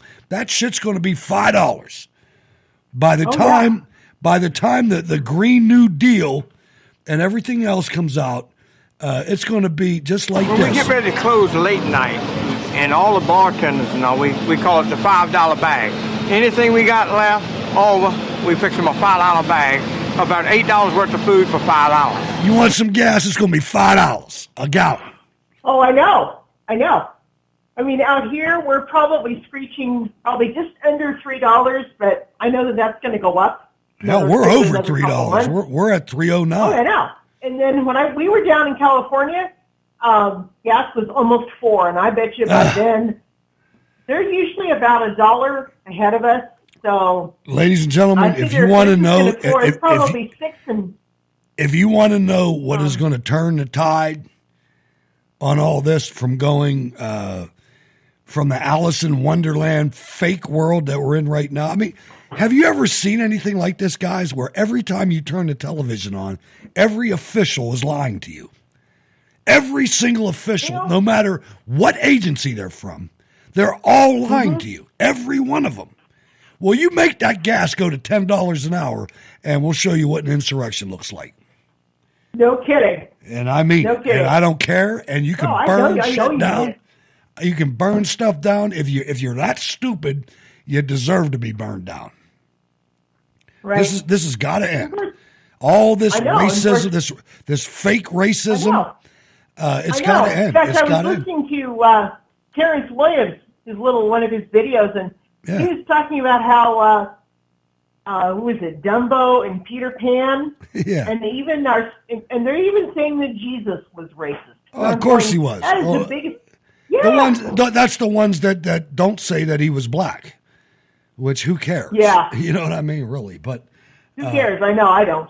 Did you ever hear of Senator Tuberville? Why do I know that name? Is that the guy from Georgia or what? Yeah, he's down south somewhere, and he was the guy that was the football coach. Okay, yeah. That's the guy that took Sessions' seat. Okay, I got it.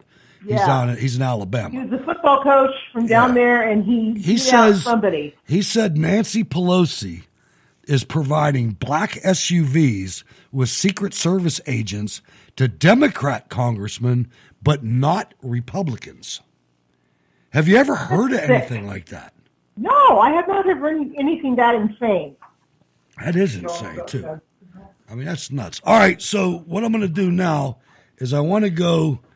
Let me do this first. Any final comments, Marlene? Just real quick, my dad's funeral, actually graveside service was yesterday, and it went really well. The only time I really teared up was when they played taps. I told my brother that he, because Dad's in the military, he should get a military salute or whatever it is they do. Yeah.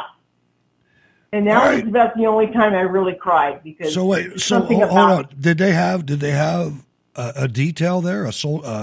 military detail? Yes. And they messed it up. No, they didn't mess it up. Oh, No, okay, they had the detail, and then but they didn't do the 21 gun salute. They only did, I guess, a 12. Now, I don't know what the difference is. I was thinking maybe 21 was for an active duty and maybe 12 was reserve. You'd have to tell me the difference because I don't know. The difference is there's no difference. I mean, there's a 21 gun salute. There's I'm trying to think here. All right, so it's 3 riflemen and 7 rounds each at the same time. Right. So you would hear 7 rounds go off, but every time you heard a didn't round hear go that off, many. every time you heard it go off, that's 3 rounds because 3 dudes are Okay. shooting at the same time. Right. So it's 7 shots that you hear, but it's really 21 rounds or 21 cannon rounds because they do that too. But No, we didn't do the. No, we that's the didn't do 20. cannon. That would have been cool, though. If they had a gunfire, that was probably, was it military doing the gunfire or a service organization, American Legion? No, it was military, and I think it might have been. Well, like it was. If military. they had, It might have if been, they I'm had, thinking if they had National Guard, military, maybe. if they had military military. rifle, if they had military riflemen, you did good. Yes. You got the top of the line Yes. shit.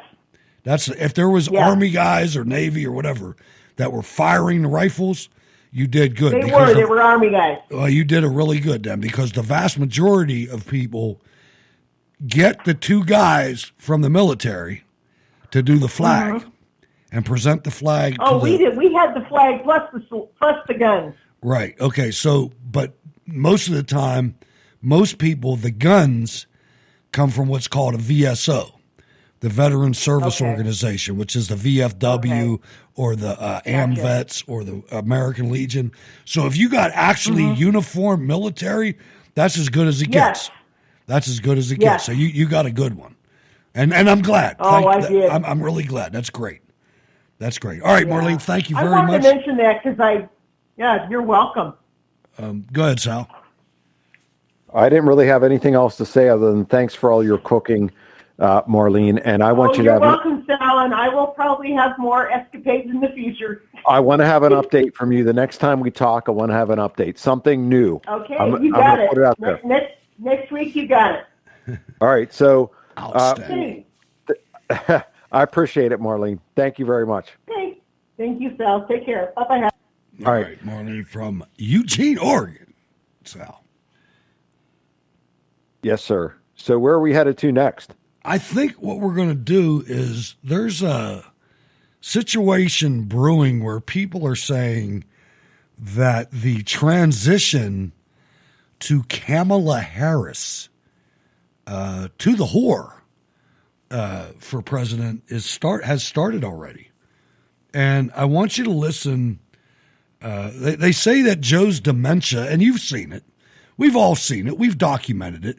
This is a clown show. Our whole country's a clown show. Our government and our media, boy, you people are going to pay the price at some point. I don't know when.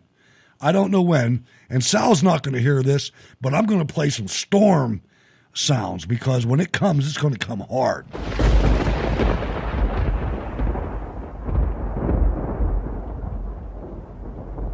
I mean hard. It's going to be like Atlanta in the 1860s if you live in a leftist slave state city. Biden's handlers announce hastily planned roadshow to prop up Kamala Harris, the whore, as Joe's dementia becomes impossible to conceal. And I want to play a clip, Sal. This is from Australia, from Sky News. And this is the way other countries are looking at us right now. Let me just say this. The best thing that can be said about Joe Biden as the leader of the world's democracies is that he continues to blunder on. Nonetheless, he continues to enjoy a dream honeymoon from the US media. In a puff piece in Glamour magazine, we were told recently, quote, First Lady Jill Biden wore a scrunchie while shopping and people felt so seen. Can you believe it? SWN.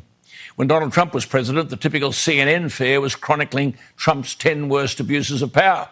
How does the Western world survive and democracy thrive if there's not honest and objective assessment of this already flawed president? I previously mentioned that Biden has allowed tens of thousands of illegal immigrants to flood across America's southern border. But Biden would have you believe he's trying to stop the spread of coronavirus. The contradictions are everywhere. He says he's going to create jobs. Well, Trump created more than any president in history. But Biden, in an executive order, stopped the contract on the Keystone XL pipeline. Before the election, the New York Governor Cuomo was gushingly praised as offering the gold standard, according to Biden, for leadership in the pandemic. All this meant to contrast with Trump. But Cuomo was the man who forced 9,000 COVID patients out of hospitals, into nursing homes, covering up the deaths, and there were 15,000 COVID deaths in New York State in nursing homes, 40% of the total deaths. Trump sent the US Navy's Comfort Hospital ship to New York and a field hospital. Cuomo left them empty. Miranda Devine wrote recently, if Biden praises your character, it's probably time to go to confession. Two final points on this arrant hypocrisy. A few years ago, the same Joe Biden was outraged that cultural norms could be used as a defence of African brutality towards gays. Quote, hate can never be defended because it's a so-called cultural norm, said Biden. I've had it up to here, he said, with cultural norms. Well, only last week, Biden made a statement about China's treatment of Muslim Uyghurs, China's repression in Hong Kong, arresting innocent people, and China's threats to Taiwan. Biden passed them off as Chinese cultural norms. How does Biden handle President Xi? I point out to him no American president can be sustained as a president if he doesn't reflect the values of the United States. But he added, culturally, there are different norms in each country, and their leaders are expected to follow them. As an editorial last week in Sydney's Daily Telegraph said, there seem to be certain cultural norms that the US president can happily accept. And finally, this is the same President Biden with his bold new zero carbon dioxide emissions policy. And in another ridiculous puff piece last week, how it's even newsworthy, I've got no idea, CNN reported, and I quote, President Biden has expressed a preference for a fire built in the Oval Office fireplace and sometimes adds a log himself to get it going. President Biden, do you understand that burning firewood in the home produces methane and black carbon particles that produce carbon dioxide, which you say warms the atmosphere? This bloke Biden walks on both sides of the road.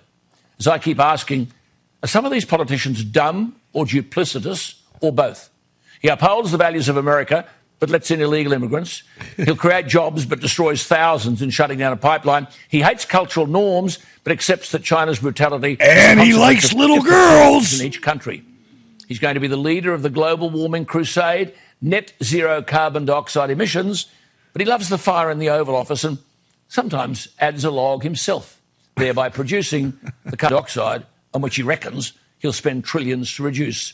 Many people would say the biggest log is the one not going on the fire. Boy, there are so many people to blame. I mean, when you look at the whole idea, Sal, of having this guy up there, it's just, my God. I mean, what do you do if we get in a war? I mean, who's in charge? This isn't funny anymore. This is... Well, how about what do we do when the war happens? Yeah.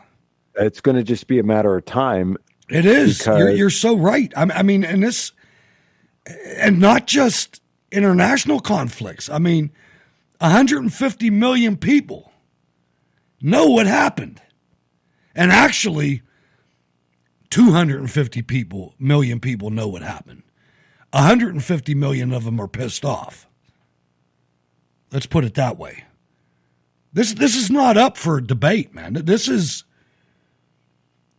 Common sense is real. The Department of Defense on Tuesday agreed to keep thousands of National Guard troops stationed at the Reichstag, the U.S. Capitol, until late May. Late May. Why? For extending a posting that began after rioters overwhelmed fake law enforcement on Capitol Hill 2 months ago, and I'll add, the fake law enforcement murdered Americans in cold blood. The problem for the communists, the Democrats, is when you blatantly flaunt election law and then institute policies that no one wants.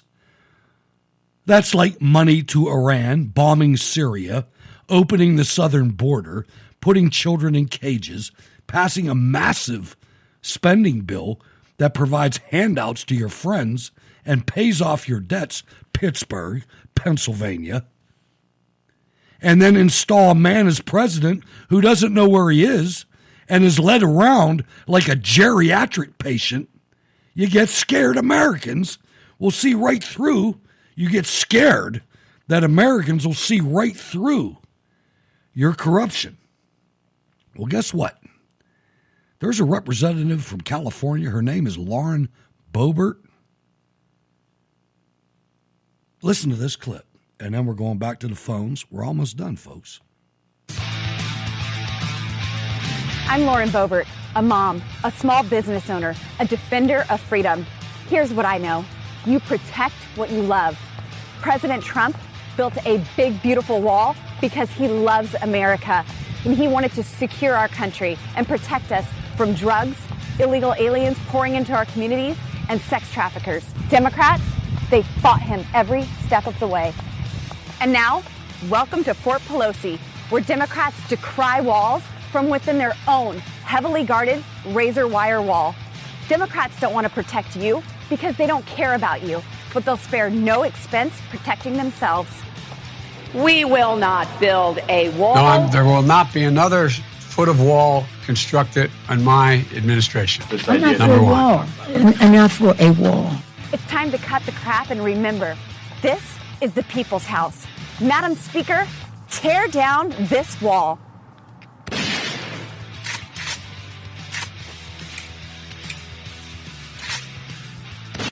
I love the pump shotgun sound effects, Sal, but let's go back to the phones one more time. Let's go to Kentucky and welcome Rico to the show. Hello, Rico. Well, this one's going to come out of left field, but I want to congratulate a gal who used to be in, journalism. Her name is Carrie Lake from Channel 10 News. She no longer is there. This is in Phoenix, Arizona. She decided when she wants to be a journalist instead of a propagandist. And we appreciate her for making a huge decision by walking away from propaganda Channel 10 News out of Phoenix, Arizona. Well, where can people support her? I mean, I'm all for that too, but let's go the extra mile. She just quit. I believe her name is spelled Kari Lake, and there's a CarrieLake.com.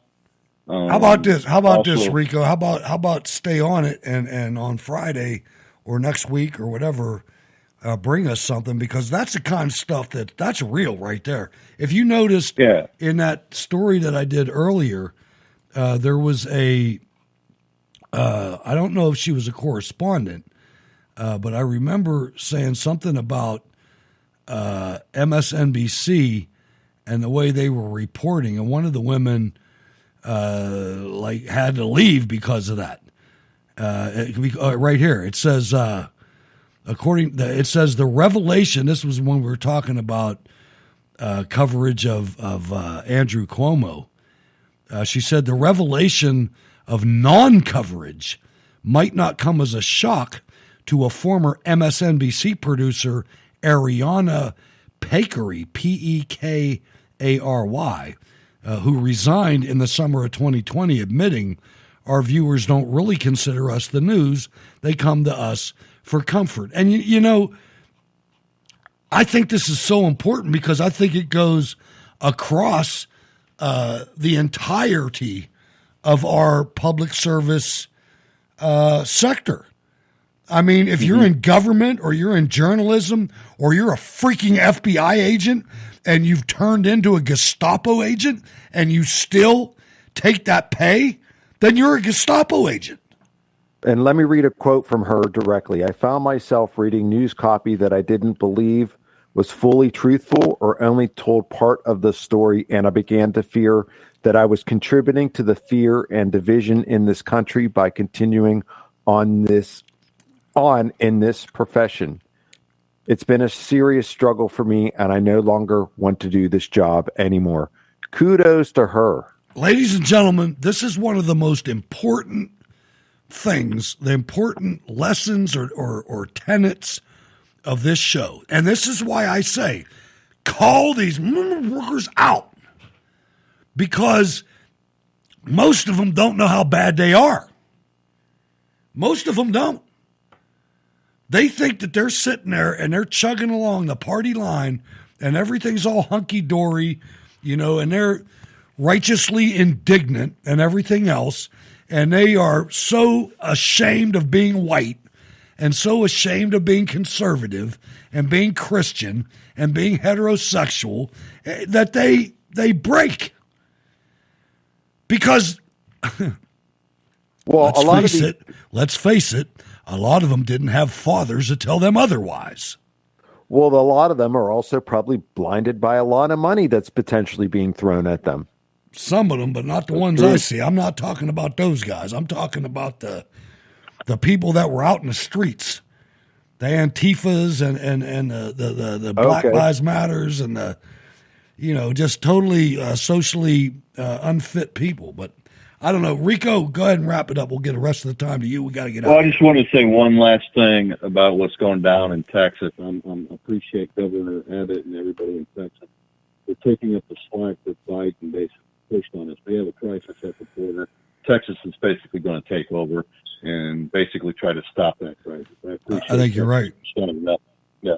I think you're right about that. I don't think they have any choice rather. No, yeah. I wonder. Have to take over now. I worry about New Mexico. I mean, how's New Mexico? Are they getting any better? I don't know, man. It's something. I don't know. Anyway, Rico, thanks for calling, man. We're at the end of the line. Appreciate that. Call back. Not a problem, again. brother. We'll be back. We will see you Friday, brother. Yes, sir. One way or another. We'll see. I don't know how that's going to work, but Sal, another great performance, another great show. Love having you on here. Final comments and where are we going, man? Where can people find you? In the garage? Final comment. No, not in the garage. That's for sure. Final comment. I want to thank everyone, all of our listeners, all of our patrons, all of our callers for coming out tonight. I want to thank also you, Hutch. I missed the studio. Hopefully I can get back in there soon. Sure. And where can you catch me? Right here next Wednesday. That's it, baby. All right, Sal. Thank you very much. Ladies and gentlemen, please go to rsbn.bandcamp.com. Support Jacob Seals. Man, they killed a YouTube. They started putting the show back on YouTube. They totally took it out the other night. Well, whatever. I'm not sure about how me and the Seals are. We had some difficulties between us. Nothing that you need to worry about, though. We're going back out to Camp Vienna in the morning. Can't wait, man. Truck's loaded. I got antenna towers and coax cable and all kinds of stuff in the truck. We're getting ready to take that out there. Not sure how far we're going to get with it, but we're going to try. We're going to try to get the studio set up. I told Mo to hold back on the callers. No more guests, rather, until earliest next Friday. Unless I get this thing working. I might get it working. So make sure you tune in on Friday, but it might be a little weird. I'm not sure. We'll figure it out. Ladies and gentlemen, thank you so much for supporting us. Listenership's down a little bit, so anything that you could do to share the show with other people. I know we're shadow banned and shadow boxed and all that kind of stuff, and that makes a lot of difference. But still, try to share it. If you look on the Spreaker page, this thing's on every platform that there is. Anyway, I'm Hutch Bailey Jr. You got Jacob Seals in the background. Thanks for letting us into your life for a couple hours. God bless, folks. God bless.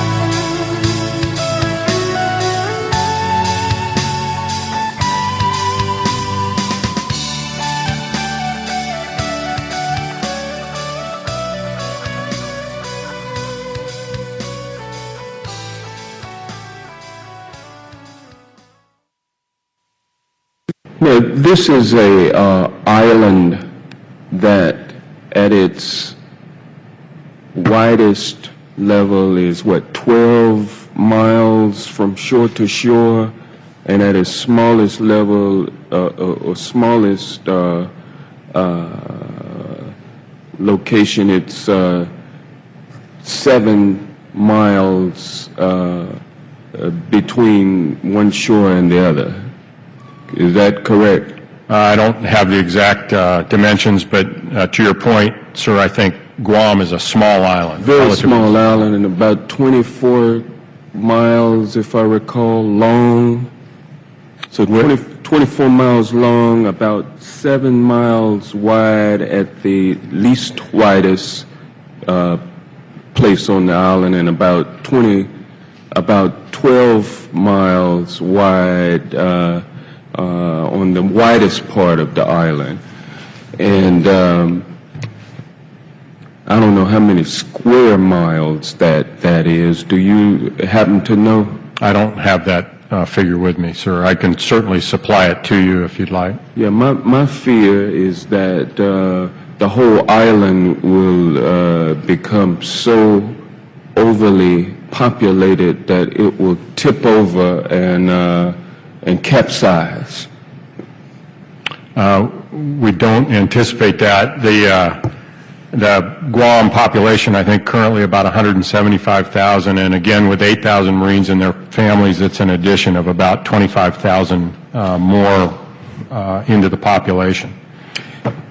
And also things like the environment, the sensitive areas of the environment, coral reefs and those kinds of things. And I know that,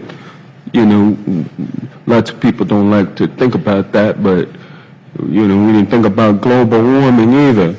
And now we do have to think about it. And so I'm concerned from an environmental standpoint whether or not Guam is the best place to do this relocation, but it's actually the only place. Is that correct?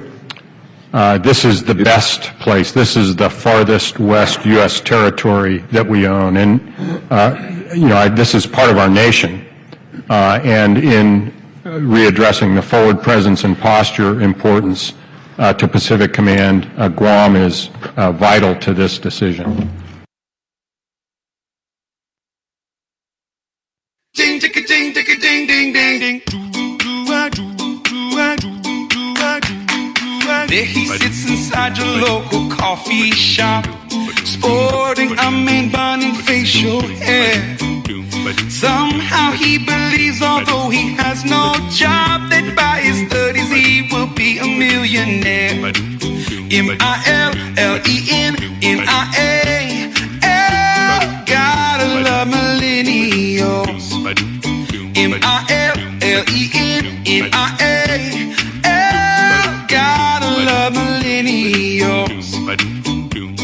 She posts lots of selfies on her Instagram with a quote that's inspirational. Hopes to change the world while wearing yoga pants, armed with her dreams and knowledge of essential oils. M-I-L-L-E-N-N-I-A-L, gotta love millennials. M-I-L-L-E-N-N-I-A-L, gotta love millennials. 27 years old, trying to make it on their own. Maybe stop by leaving your parents home, but maybe we're just wrong.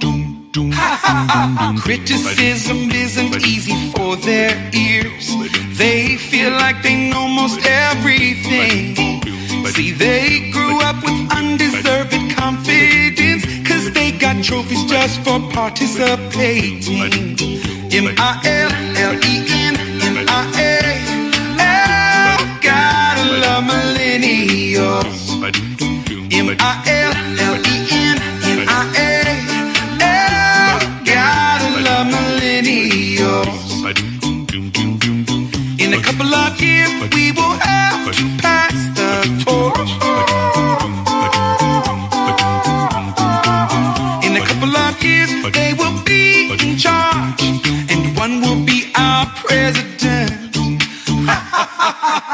Oh no. M-I-L-L-E-N-N-I-A-L.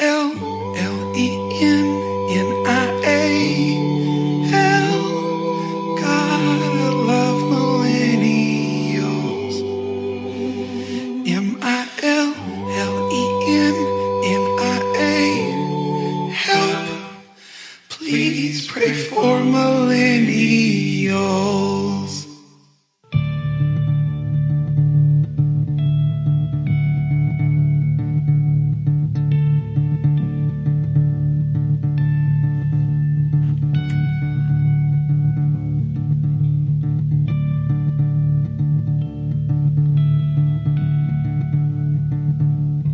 Oh, say, can you see by the dawn's early light what so proudly we hailed at the twilight's last gleaming, whose broad stripes and bright stars through the perilous fight, oh, the ramparts we watched were so gallantly streaming, and the rockets rattling, the bombs bursting in air, gave proof through the night that our flag was still there. Oh, say, does that star-spangled banner yet wave o'er the land under the fray, and the home of the brave?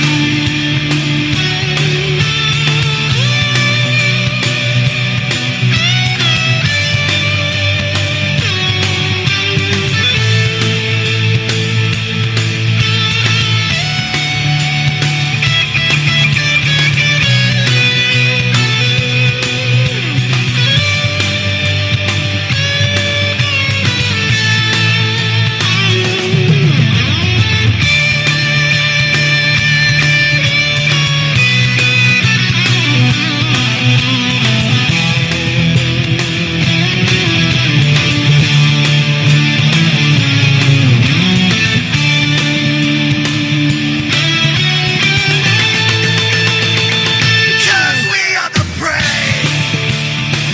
Yes, we are the brave. We'll fight to rename the name of the brave. We are the U.S. of A. For those unaware, that flag is still there. It's our future to save this land of the brave, the U.S. of A. Oh, say, does that star-spangled banner yet wave o'er the land of the free, and the